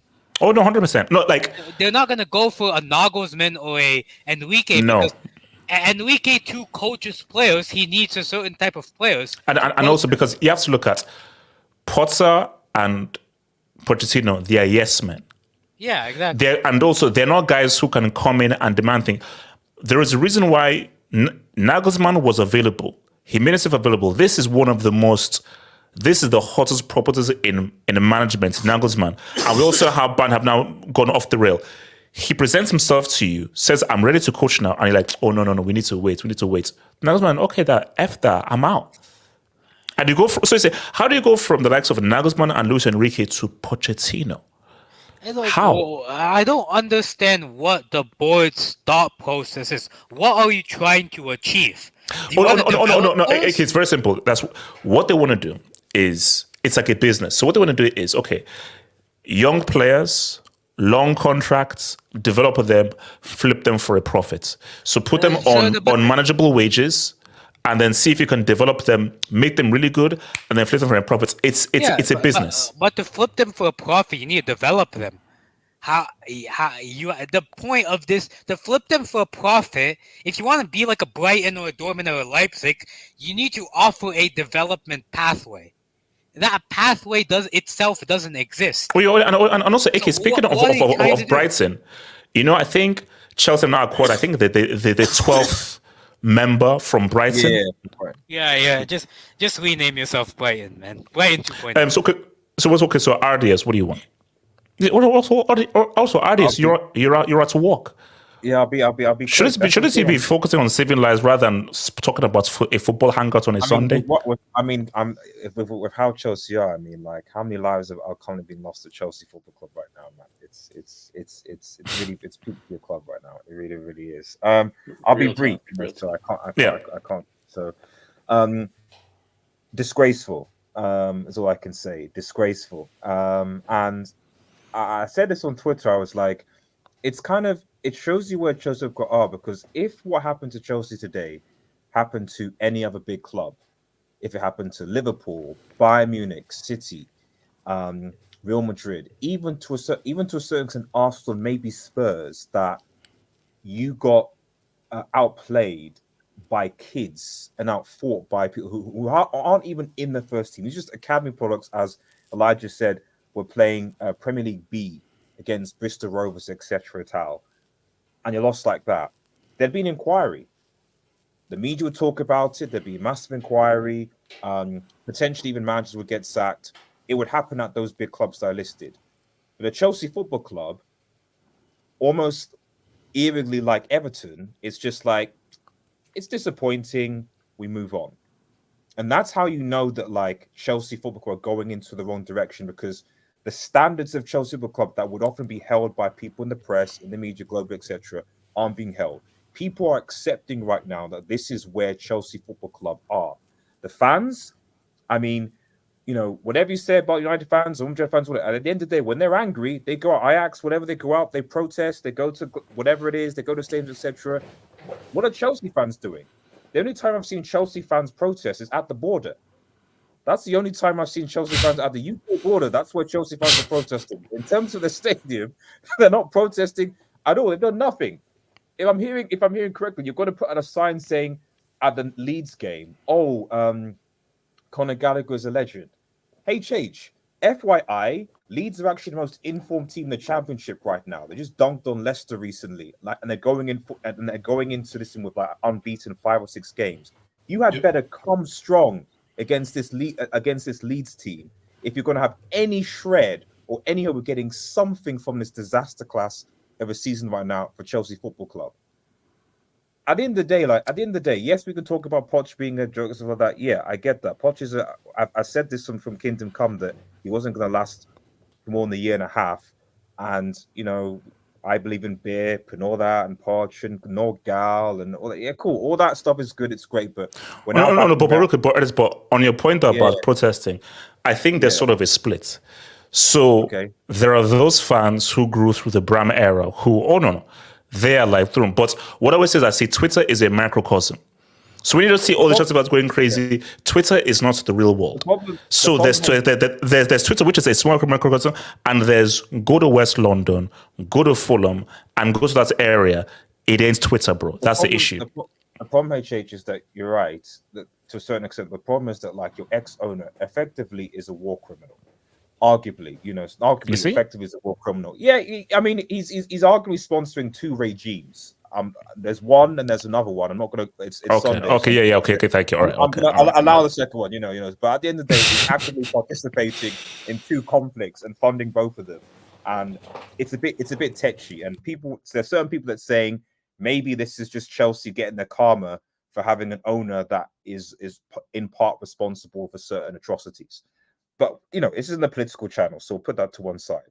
When it comes to the football at Chelsea Football Club right now, I think on the end of this, because I got to see some of that, but I stopped working, so you're off the hook for today anyway.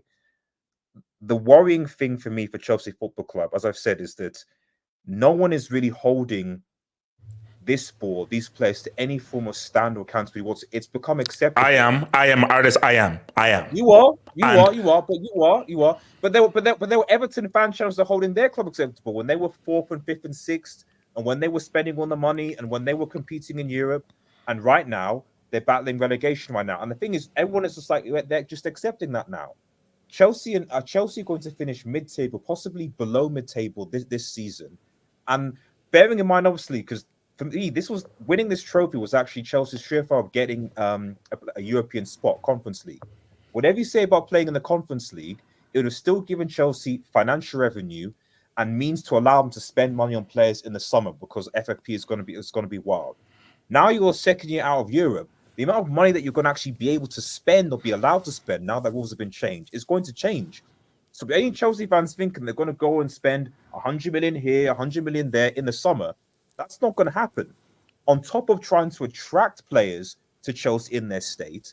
So I'm looking at this, I'm thinking, this is a crisis. Why aren't Chelsea? What are Chelsea fans doing? What are they not? So why not? But no one's doing anything. I don't understand it. And I'm like, so are you guys? I mean, forwards here. Like, are you just is the fan base just accepting that this is just whatever you say? I mean, forwards point about Ollie. Okay, yeah, Ollie was crap, but Ollie still got to finals, still finished 6th, still beat some big clubs.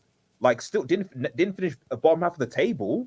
I'm not saying it was great, but there was something there. He dunked on PSG. Obviously, you saw that. What have Chelsea done on the bowl league? Struggling to beat basic teams, battling relegation. Yeah, there's nobody's saying that this is acceptable. But the point. For the artists' points is that the majority of Chelsea fans, what are they doing? That's the issue. I feel, because remember, Twitter is not the real world. It's Twitter. It's a microcosm. So my issue is, for the majority of Chelsea fans, what is your response now? Is your response, hey man, it's unlucky, it is what it is. We'll just try again, but we have to believe in the products. Or is the response no, hang on, no, Chelsea are heading for this. This is disastrous. This is disastrous. Because what I always said is that, why do we have to go through a product? Why? And also, let's be clear here. When Klopp came into Liverpool, that wasn't a project. He was I'm here to win. Because I have just come off what I did with Dortmund. And when I'm coming into Liverpool, I'm here to try. So there was that word project is a very poisonous word. We also have with the Philadelphia 76ers. That's a very poisonous word. There are winners and there are project strategy ideas. Winners don't use the word project. We are here to win. Oh, we failed, we try again. Oh, we failed, we try again. Any club that uses the word project, that is just a excuse for, we truly are losers. we are losers. It's reasonable to think that when you spend that amount of money in such a short period of time, that should come expectations. I don't understand the project idea, especially when we've seen that you don't actually have to spend that money to actually be successful. Whether that's with Eddie Howe, for instance, at Newcastle, even though they're going through a difficult, they're still ahead of Chelsea in the league, for example. Yeah, I mean, listen, what you said there is all true. Like, in terms of like, obviously, there's expectations. And Pochettino himself said in his first interview that we obviously come here to compete straight. We're not here to just. Whoa, Ford, your mic is crazy. You sound like you're underwater, bro. Boney's hijacking Ford's mic, man. It's not. Let me get my mic. One sec. Like, anyway, I'll finish. So I've got to get back to it. But the point I'm trying to make is that it's just like that. I'm not saying that even Pochettino will necessarily work. I'm not saying that. But what I'm saying is that like it's keeping this sort of this mindset in the media. I've got to go back to work. Okay, go on. See you later. Go say so nice, man. You guys can hear me clearly. Yeah, go for it. Yeah. So the point that audience, like, so I agree that, like, obviously the fan base, right? Like, we know that this fan base isn't as like passionate as other fan bases in terms of like, protesting for things, even if it gets to the point of you need to riot for something, then do it. This fan base doesn't do that. So I agree there, right? However, like, obviously he, like a lot of other fans, want to be like, oh, this is the demise of Chelsea. They're going to fall down and everything. They're not going to be able to spend money and all of this stuff. Like, obviously where we're trending is certainly bad. Is it game over? Like, we're finished, we're now going to get relegated and all this nonsense? It's not that either, right? And again, I don't rate this board, but what they have shown at least is ambition, and that's a good thing. It's not everything, of course. You can still splash money and get it wrong, like that they've done, right? They've done that, and certainly, I'm not expecting them to now spend another billion in the next 3 years. We're probably not going to be able to do that either. But Red made a point about, you spent this billion, now you can't spend any more money. You're stuck with all these players. That's not true. Again, if you look at it, this summer coming up, we're going to sell the likes of Ian Maatson, Lewis Hall, Amando Breuer, probably Conor Gallagher, Raheem Sterling, and there's probably a couple more in there. That in itself is going to raise 150 million odd. So that's money that you can already go and spend on top of what we're probably going to spend anyways. So the point I'm trying to make is that, money doesn't fix everything. Of course it does not, which is why we need to get a proper DOF in, get a proper structure in place, and not do stupid things like, we're only going to sign players 24 and under. That's nonsense. That has to change, and I'm hoping this board learns how to change, because we've seen other boards who their fan base is criticized. We saw the Liverpool fans criticize the Glazers, the FSG often, regularly, and of course they got Klopp in and things worked in their favor. Yes, but they were still the same FSG that people said, we will never do anything under these owners, and all of a sudden now they were challenging for league titles, challenging for quadruples. So things change. All I'm saying is our fortunes can change, but they only will change. So you believe that we can be like Liverpool in the future then? It can happen, and it could also get a bit worse. But I think it's more likely going to get better only because we show that ambition. We're not Everton. We will constantly splash and try to make it go right. Like Man United have been dead, but they haven't fallen down to be a relegation battling team the last 10 years because they constantly spend money. Their team right now is still a shambles. Because they spend money, they'll be better than a Brighton and all of that. So it just goes to show that if you spend enough, you will still stay afloat. And of course, if we get the right people at board level, we can go back to challenging again. So wait. Let me come to Cole and to Hokage. So Cole, what do you think about Chelsea's situation and Pochettino? I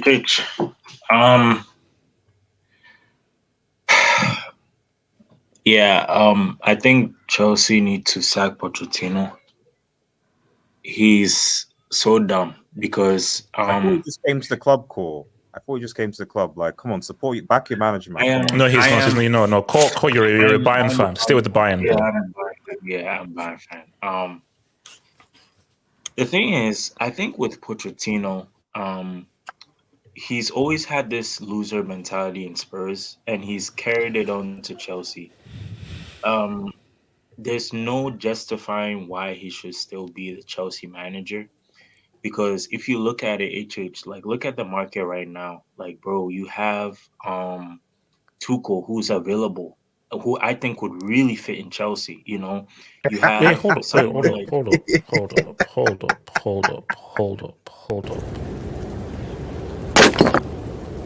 Damn bloody fool. One. That's stupid. Tuchel. The guy who's been messing up with the banner, everything, wants to go for Tuchel. Are you high? No. You don't understand. Listen to the context. No, I do understand.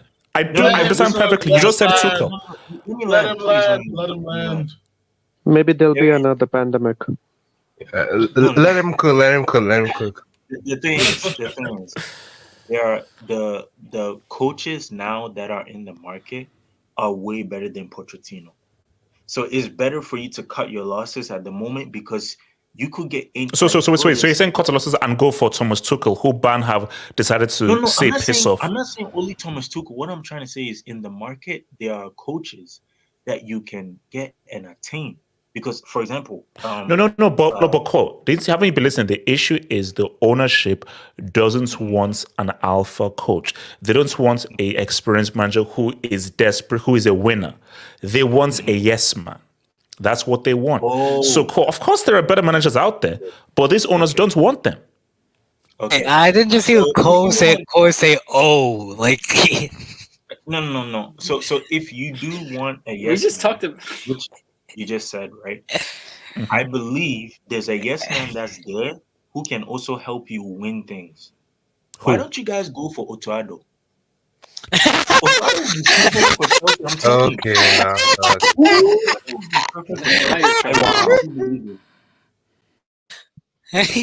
Hokage, thoughts on Chelsea? Hokage.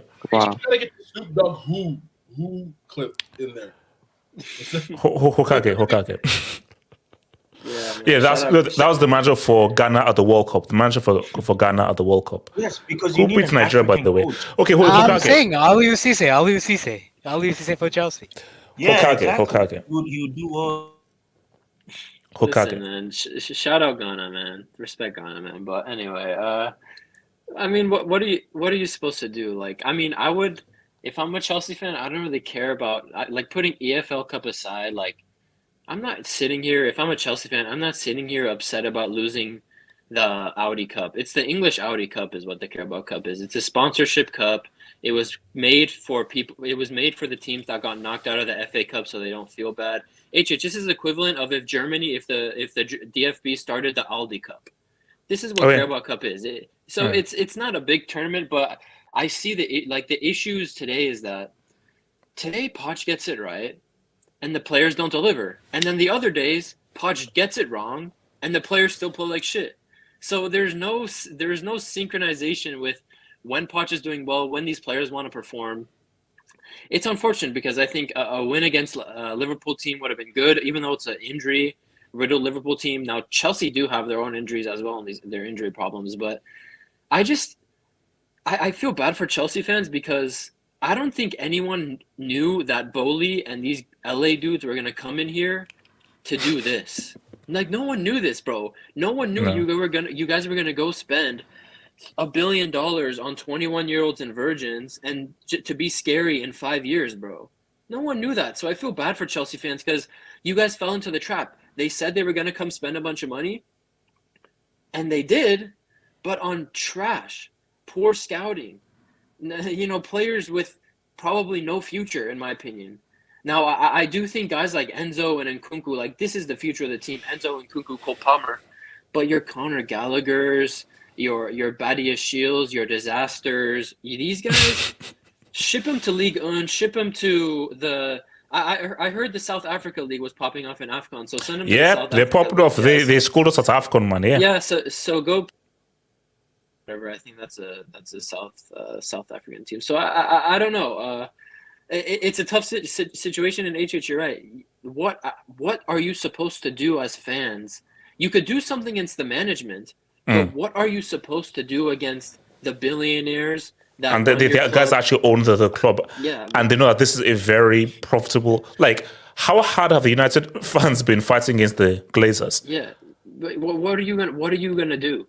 What are you going to do? It's like there's you're fighting against the billionaires that can't especially foreign billionaires that know nothing about what Chelsea is about and about the fans and nothing about working class attitude and the guys that they know nothing about it. There's no relation there. It's just... Todd Bowley is the president of the Golden Globes Association. Like, it doesn't get more removed from working class than that. So he's Hollywood. Hollywood. So we're talking about, like, how do you think anybody in Hollywood knows the first thing about the working class or just regular Joes going to play? Heck no. And Golden the Globes, issue, really? and yeah, Golden Globes. And the issue Oh is, bro, my like god. I never see Todd Bowley surrounding himself with people knowledgeable of the sport. He's always in the stands with his wife. He's never in the stands with football like geniuses in the background. At least, sure, Abramovich was a billionaire, whatever. But this guy understood what football is. He understood what you need to do to win in football. And at least he had that. And that's what made Chelsea into what they are today. Yes, because again, like when you look at Abramovich, Michael Emanuel, shout out to Nigerian player, he was very key. Bro, I just found out that he was key in getting Eden Hazard. So my thing is that how do you come into a football club that has been successful for the best part of 20 years and you get rid of all of the guys who are part of a winning project and a winning team? So it's like you just got here.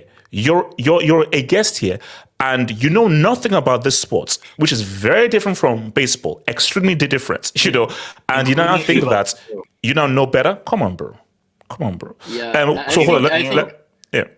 Well, to finish up, I just think, the Chelsea fans are powerless against it. And it might suck, but I guess what other options do you have but to sit here and trust that these players will actually become something?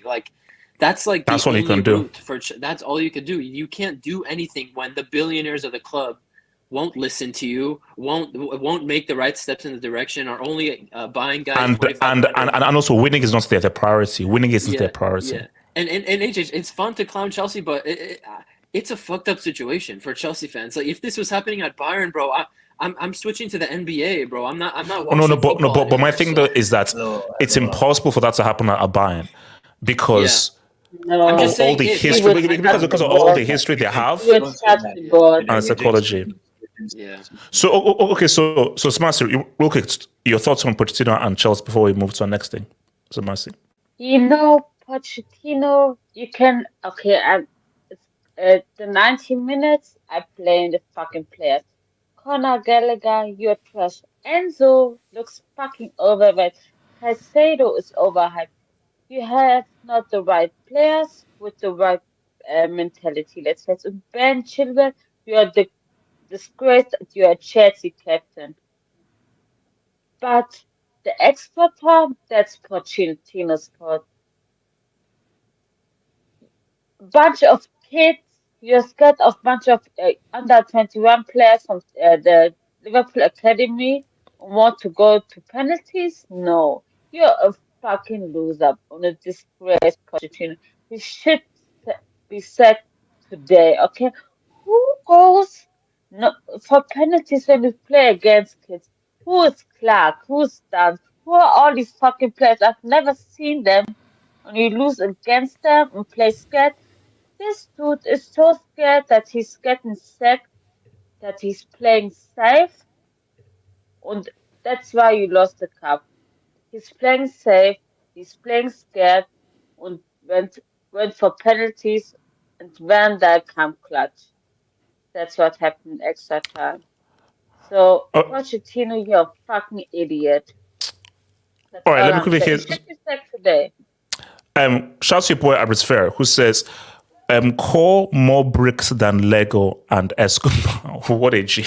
Shout out to your boy Core. But off targets is still in the lead. He's still in the brick door lead, man. Shout out to off targets, but shout out to Abrisfair. Mayor, 80% of our team have not seen those before. Oh my. Oh, so I think it's bringing to Liverpool. Look, I told you, it's embarrassing. It's embarrassing. Like that, the fact that those players were so young, it's embarrassing, bro. It's embarrassing. It's embarrassing. So guys, let's last two topics, man. So first off, I'm gonna come to you, Hokage, and then I'll come to you with this bar. So Inter Milan, man, bro. Inter are one of the most informed teams right now, and your boy Lautaro Martinez is cooking. And I feel that, as I said again, this is Project Stop back-to-back treble. So Inter gave Lecce a 4-piece. They are 9 points ahead in the Serie, and they got a game in hand. Lautaro Martinez, he dropped a 2-piece here. And this whole Lautaro thing, it's tricky because we know how Messi fans feel about him, that they feel like if he got in 2.0 and was trying to jeopardize them. we cannot deny that this guy is having an absolutely incredible season for Inter. He's on 22 Gs. He scored 2 Gs later today, and this is the best he's ever been. He's literally at his peak right now, and he's one of the key reasons why Inter have been able to say what's up. So, Hokage, should we be giving Lautaro more praise, or they're going to win the league? Does he need to now close the deal in the UCL after that Bournemouth UCL final performance that he had? Yeah, dude. I mean, what a team, man. They get Sommer, they got guys like Pavard in, and the defense is solid. And Lautaro, that's the issue here now. I like Serie A is wrapped up and done. I think they will get the job done against Atleti and go into the next round. It's just now let's see what happens in a quarterfinal if they draw a Real Madrid or something. That's the next. But for you, how are you rating Lautaro now? Do you say, oh no, this guy is one of the best in the world, or he needs to prove himself? Okay, based off this season, yes, he is. Like, would I put him above Kane, Haaland, and other strikers? Maybe not. But this season, like, he's up there. Like he's top 5. And no one here can say, even in the streets, no one here expected this from him this season. I don't think anyone did, dude. No one did. So the next step is he's done it in the Serie A. He's basically wrapped up with Inter, the Serie A. The next step is Champions League. You made the final last year. And honestly, I thought Inter's final last year, I thought they got there by fluke because they got on the easier side of the bracket. But bro, this year you could put them. They're not just a dark horse. Like after Man City and Real Madrid, I put them third, bro. It's so funny you say that though. You know how we're saying like favorites before, and it was so like when it was the group stage, we were saying City. I was saying like City, Real, Bayern, City, Bayern, Real. Right now, City, Real, and Sagi, it's Inter. Because I'd argue whoever comes out of that Inter Athletic game will be big. So if Inter come through it, I would say Inter are firmly third favorites for that UCL. And also, the thing as well is, like, I think, as you said, SImone Inzaghi, he bought so well. Bro, Marcus Thuram, that was free. Yeah. Dude was free. Yeah. And the team just operates so well. And I think why I like the Inter team is that they're different. It's 3-5-2, it's wing back, it's a throwback, and they just play differently from everyone else. So yeah, and that's just proper scouting. As for Lautaro now, get to another final, lead this team to another final, and don't drop a disaster class. And as for Inzaghi and this team, dude, it shows you if you actually scout from the Bundesliga well, don't just look at stats. Thuram is quality. Pavard won a World Cup with France as a starting right back when he's not actually a right back. He's a quality world-class defender. I mean, Jan Sommer, they brought Jan Sommer for the right reasons. They don't rely on this guy to pass out the back in it. They still pass out the back, right? But they don't rely on this guy to pass out the back like we were trying to at Bayern, where he was forcing mistakes. He bought proper players. He's using them correctly. And honestly, a year ago, I didn't think Inzaghi was like a manager to be taken serious, but the way he set this team up and the discipline, and they have but here's the thing, Okagara. What guys always said was that he's a very Streets, correct me if I'm wrong. I think he won 2 cups last season. So I think like they said he was a very good cup manager, but just not very good in the league. But they said no, in terms of basically almost like Tuchel, where he is a very good tactician. This is a game. I'm going to create tactics to win this particular game, which is what you do in knockouts. But in terms of a league thing, that's where he was failing. Yeah, so now, last season they won a Supercoppa and the Coppa Italia. Yeah, there we go. Yeah, and Champions League final, which they were the better team. They were the better. Yeah, they're the better. But it's a final. Yeah, you've got to win the final. Is the scoreboard, as you say. So yeah, dude. Yeah, it's serious team, man. Third favorites for me. So AK, what do you think about Inter and Lautaro? I do not care what he does in Serie A. If he needs to show up in the UCL to be considered elite. It's that simple. That's fair. That's fair. It always was that simple, and it always will be that simple. I will not forgive Lautaro Martinez until he avenges that disgraceful City performance. Oh, no. But AK, we have to be fair, though. True, but he's the best he's ever been. Like, what he's doing this season, he's never done in any other season. We have to still be like, yes, the Serie isn't the Serie from before, but 22 goals, the assist, and how crucial he's been in a team that is now 9 points clear. This is the best he's ever been in his career. Yes, possibly, but you could also say that if it weren't for him, Inter could have beaten Atleti by more than 1 goal. Yes. So Yes. there's also that, and like that, the first example of me asking for him to show up in the knockout stage of the UCL, did he really show up against Atleti? Not really. I mean, basically, yes or no, like, because his shot led to the goal. It was a rebound, but his shot led to Arnautovic's goal. But yeah, he should have scored more. But I think, AK, you're right. His quality, he's in there. Elite, you've got to make an impact in the elite competition. Yeah, so we can't call you elite because, again, because the people just said in the streets, Copa America, he was really good in Copa America. And that was what really helped Argentina was it was him and Lautaro who were really good. World Cup, we all know what happened. But and UCL final, we all know what happened. So my thing though is for Lautaro's, but okay, let's now talk about, because again, I never thought for 1 second that we'll even be I thought, okay, Haaland, Kane. But if you say what's up with the UCL, bro, he could enter that corner, which I didn't think he'd ever be able to enter. I thought this would just be Haaland and Kane will be the 2 strikers to define like the next 2 or 3 years. Yeah, he needs to show up in the UCL. Thankfully, they're still in the UCL Inter. They're winning, so we should let's see what he does in the next leg and the next couple of rounds as well. So, and on Inter, I think Inter remind me, they're the most similar team, not to the Conte Juventus sides, but the Allegri sides that went far in the UCL. That's what they remind me of. Wait, did they do 3-5-2 in 2017?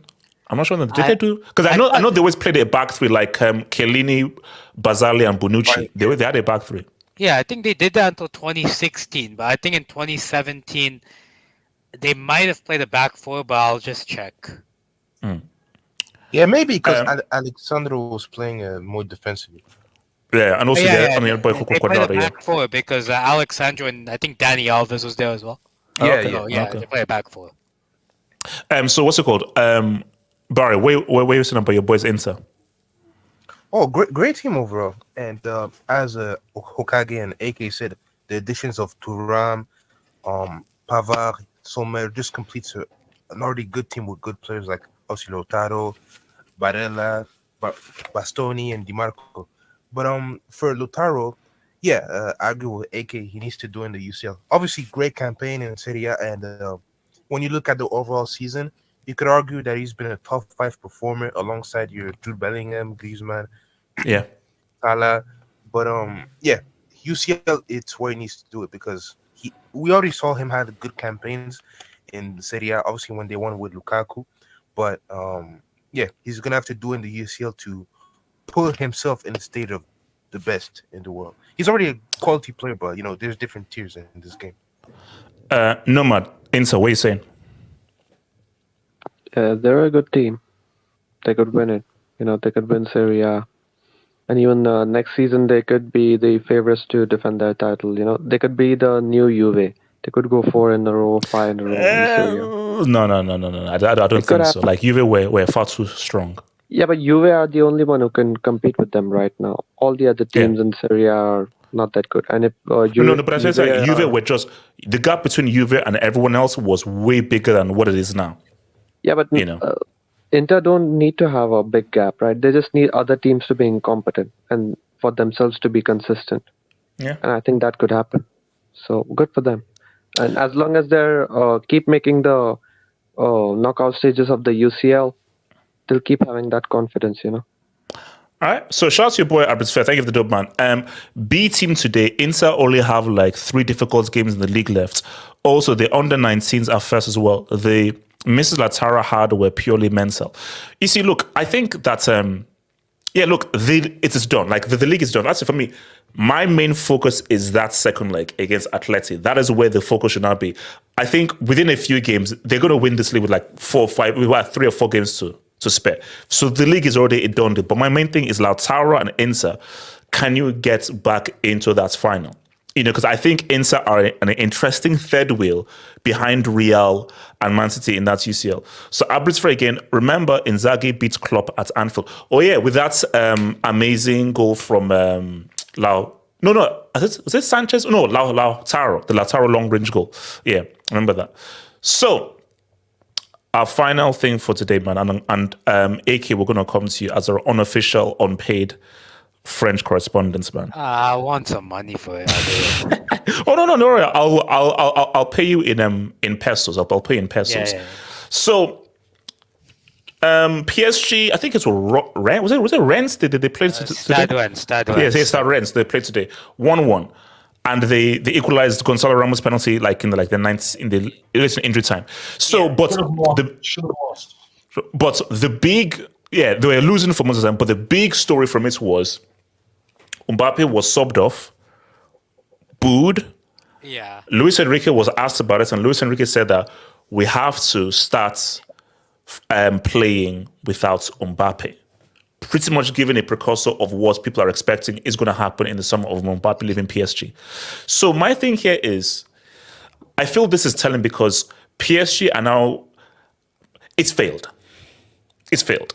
What started with Ibrahimovic, with Laurent Blanc, Thiago Silva, and those guys of this is Paris, one of the most famous cities in the world, and we want to have our blockbuster team to represent the glitz and glamour of Paris. That project, it's failed.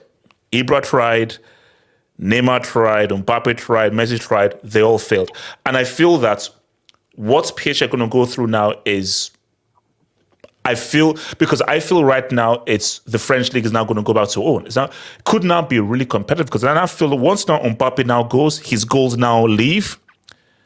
I feel that the French league could actually become very competitive now because I don't think that we're going to see a Lyon or a PSG kind of control that we had before. But for Mbappe, I want to know for the PSG fans, you're booing him. Why?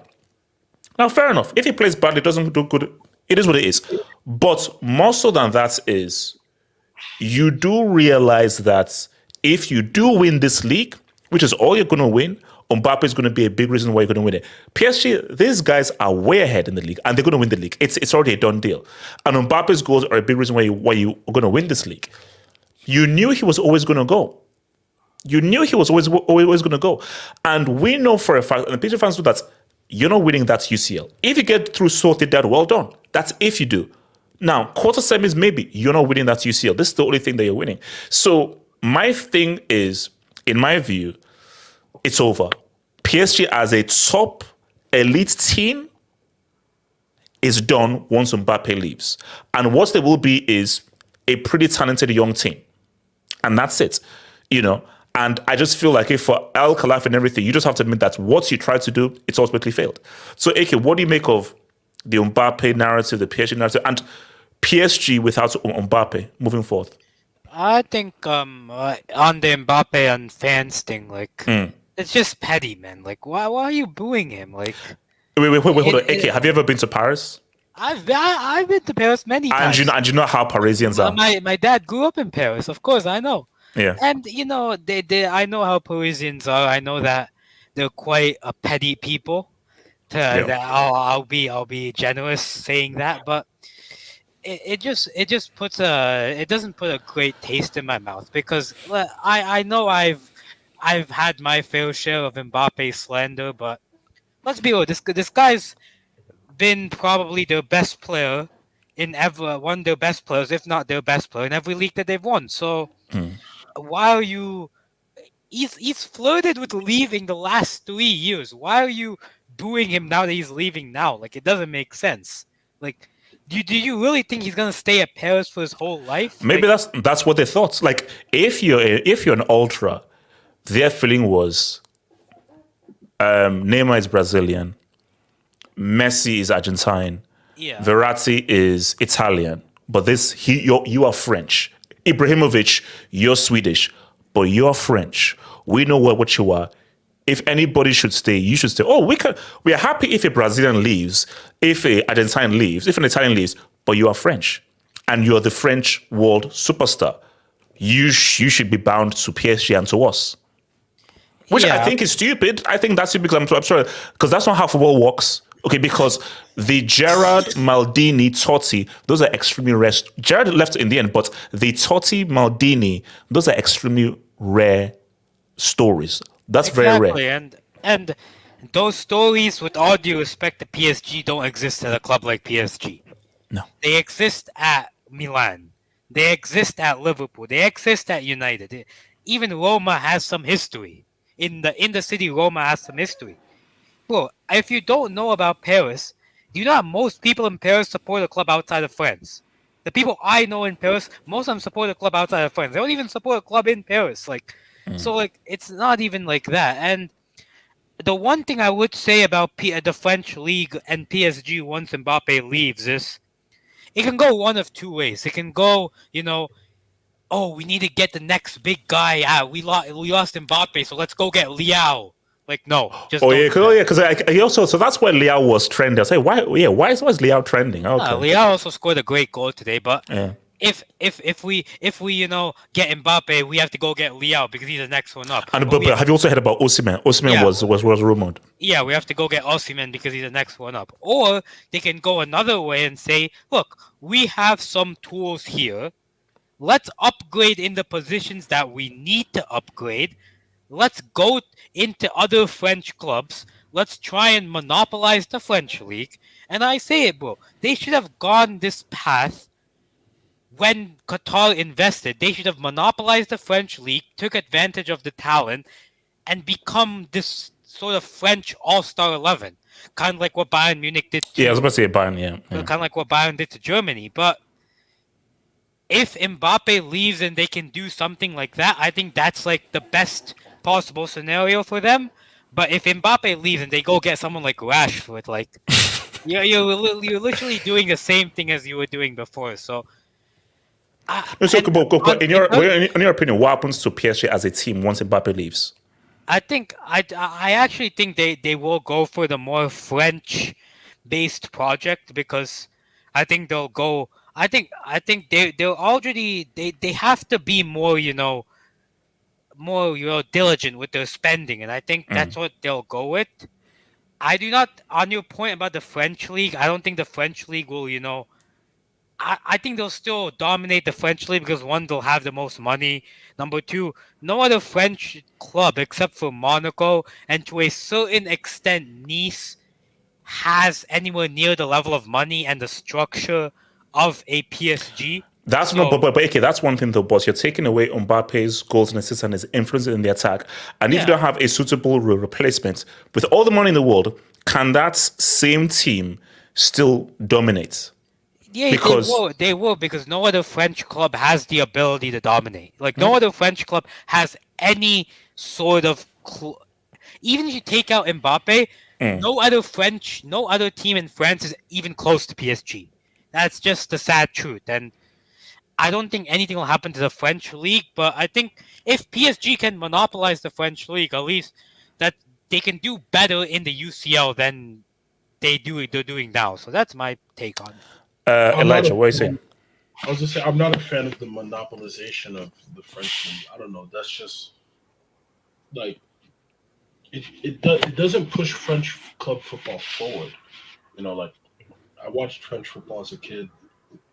Outside of English football, like French league was my thing to watch, and like when Lyon was doing their thing, it wasn't a monopoly; it was competitive. But there's no one else that is competitive after PSG. Let's be legitimately honest. When Mbappe leaves, what doesn't change is the money. The money will always be there. So people like the PSG will honestly monopolize the league with or without Mbappe. My thing is, AK, you were being very generous with the Parisians. The Parisians, the Parisians, they are in a way they're SOBs. Let's just say that. And no, snobbish. I told you, like I've been to Paris, and my sister goes to Paris very very often. Like they are very snobbish. They consider themselves more French than the French itself. You know what I mean? Like yeah. But my thing with PSG is I just felt like they felt like I don't for a reason. Some of the guys in the streets tend to say this well, like no one has a divine right to win. That's the thing. And I feel like in a way PSG fans are booing because they feel like they have a divine right to Mbappe and a divine right to the French title. But it doesn't make sense if you can't use your right and try to win a UCL. Like they never put it together. 2020 was the opportunity and they missed it. And that's the sad part. And unfortunately, we don't know when that second, third, fourth chance will come for PSG. It's like I don't think it's never like once Mbappe, it's never happening. Like you had to have Neymar, Mbappe, and how good they were. Especially you had a peak. For me, Messi is what it was Neymar. Neymar was like, because for Messi, his mind wasn't to rise. He didn't want to leave, but so he was forced out. Neymar was like, this was his intention. He wanted to leave, so his mind was fully focused. So once they did split with Neymar, like you look at Real Madrid, look at how young their team is. Man City, their system, the money they now have.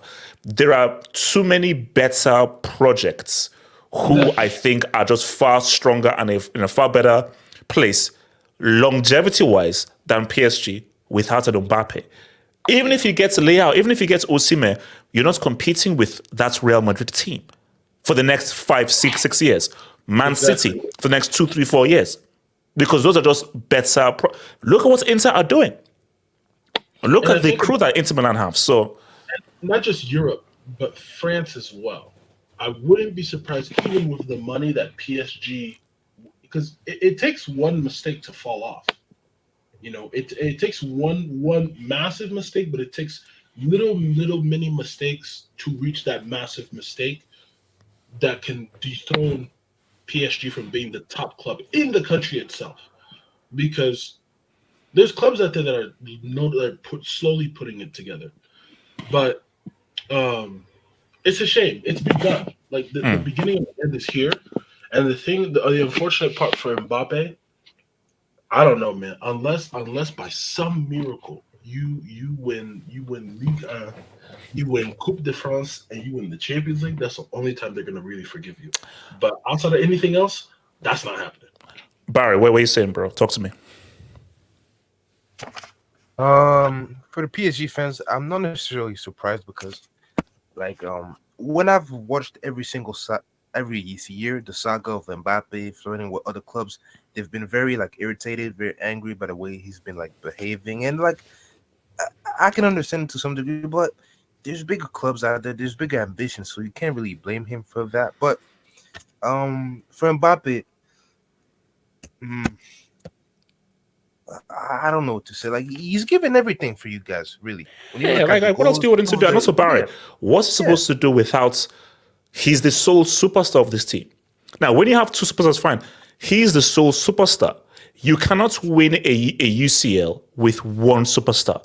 You have to have at least two superstar players or two players on a similar level. There's no player on this PSG team that is on Mbappe's level. Yeah, there's some good players, but when you look at the landscape and just the team overall, it's not beating Madrid, it's not beating City, it's not beating Inter Milan in the 2 legs. There's no way.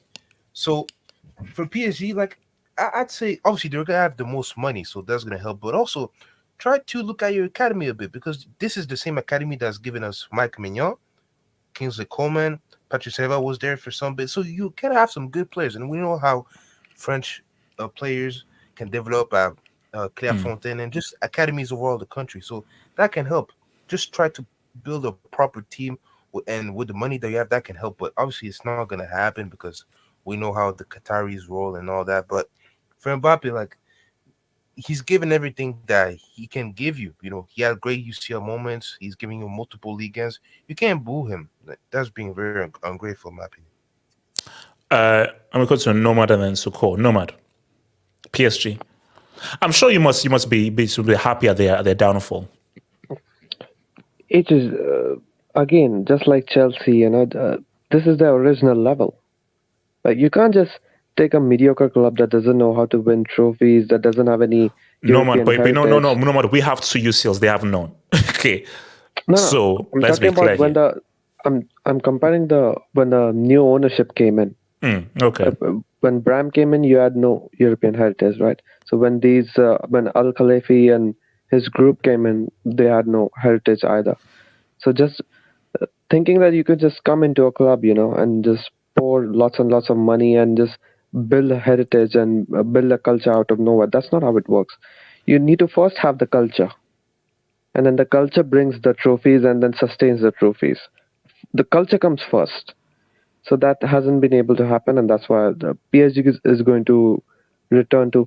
We may even see them in the Europa League, 2 or 3 seasons Oh from now. no. Yeah, that 100% that could happen.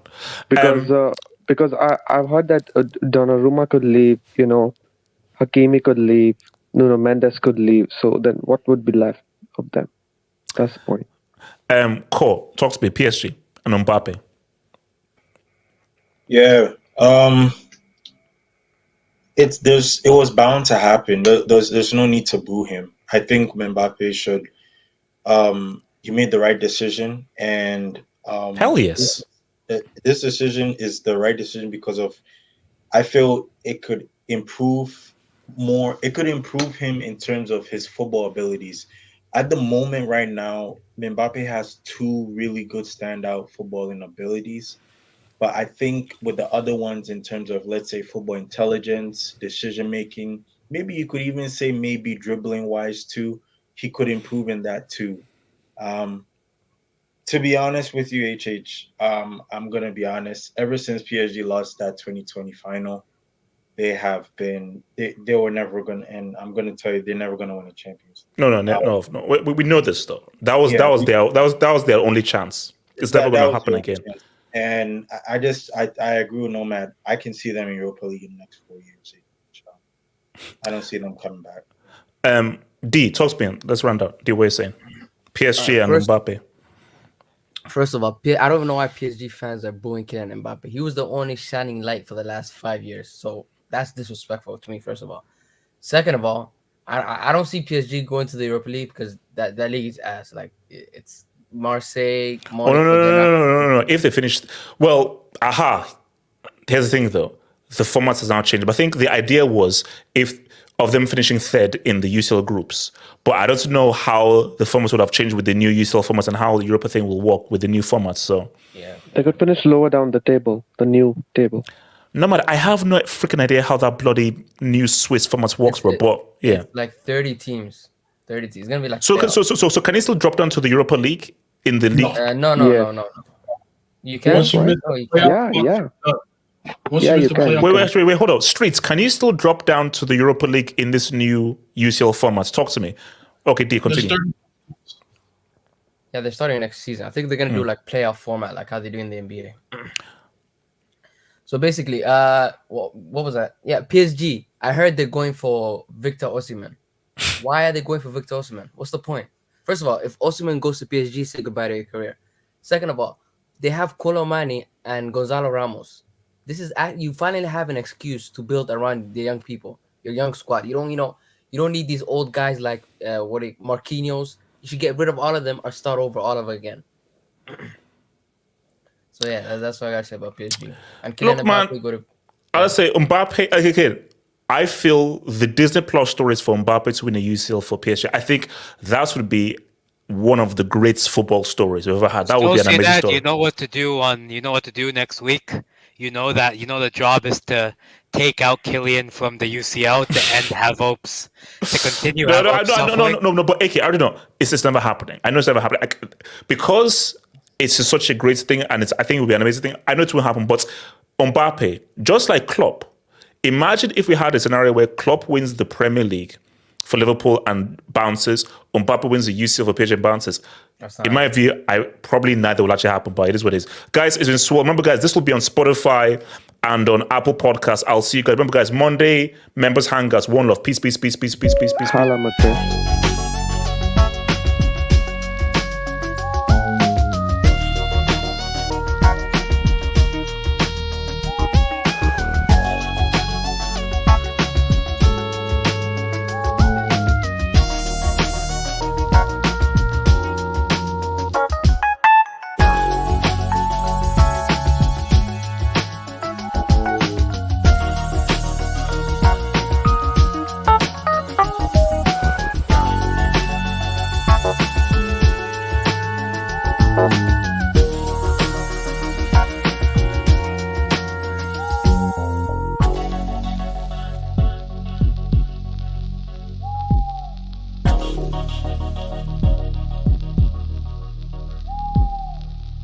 Bye.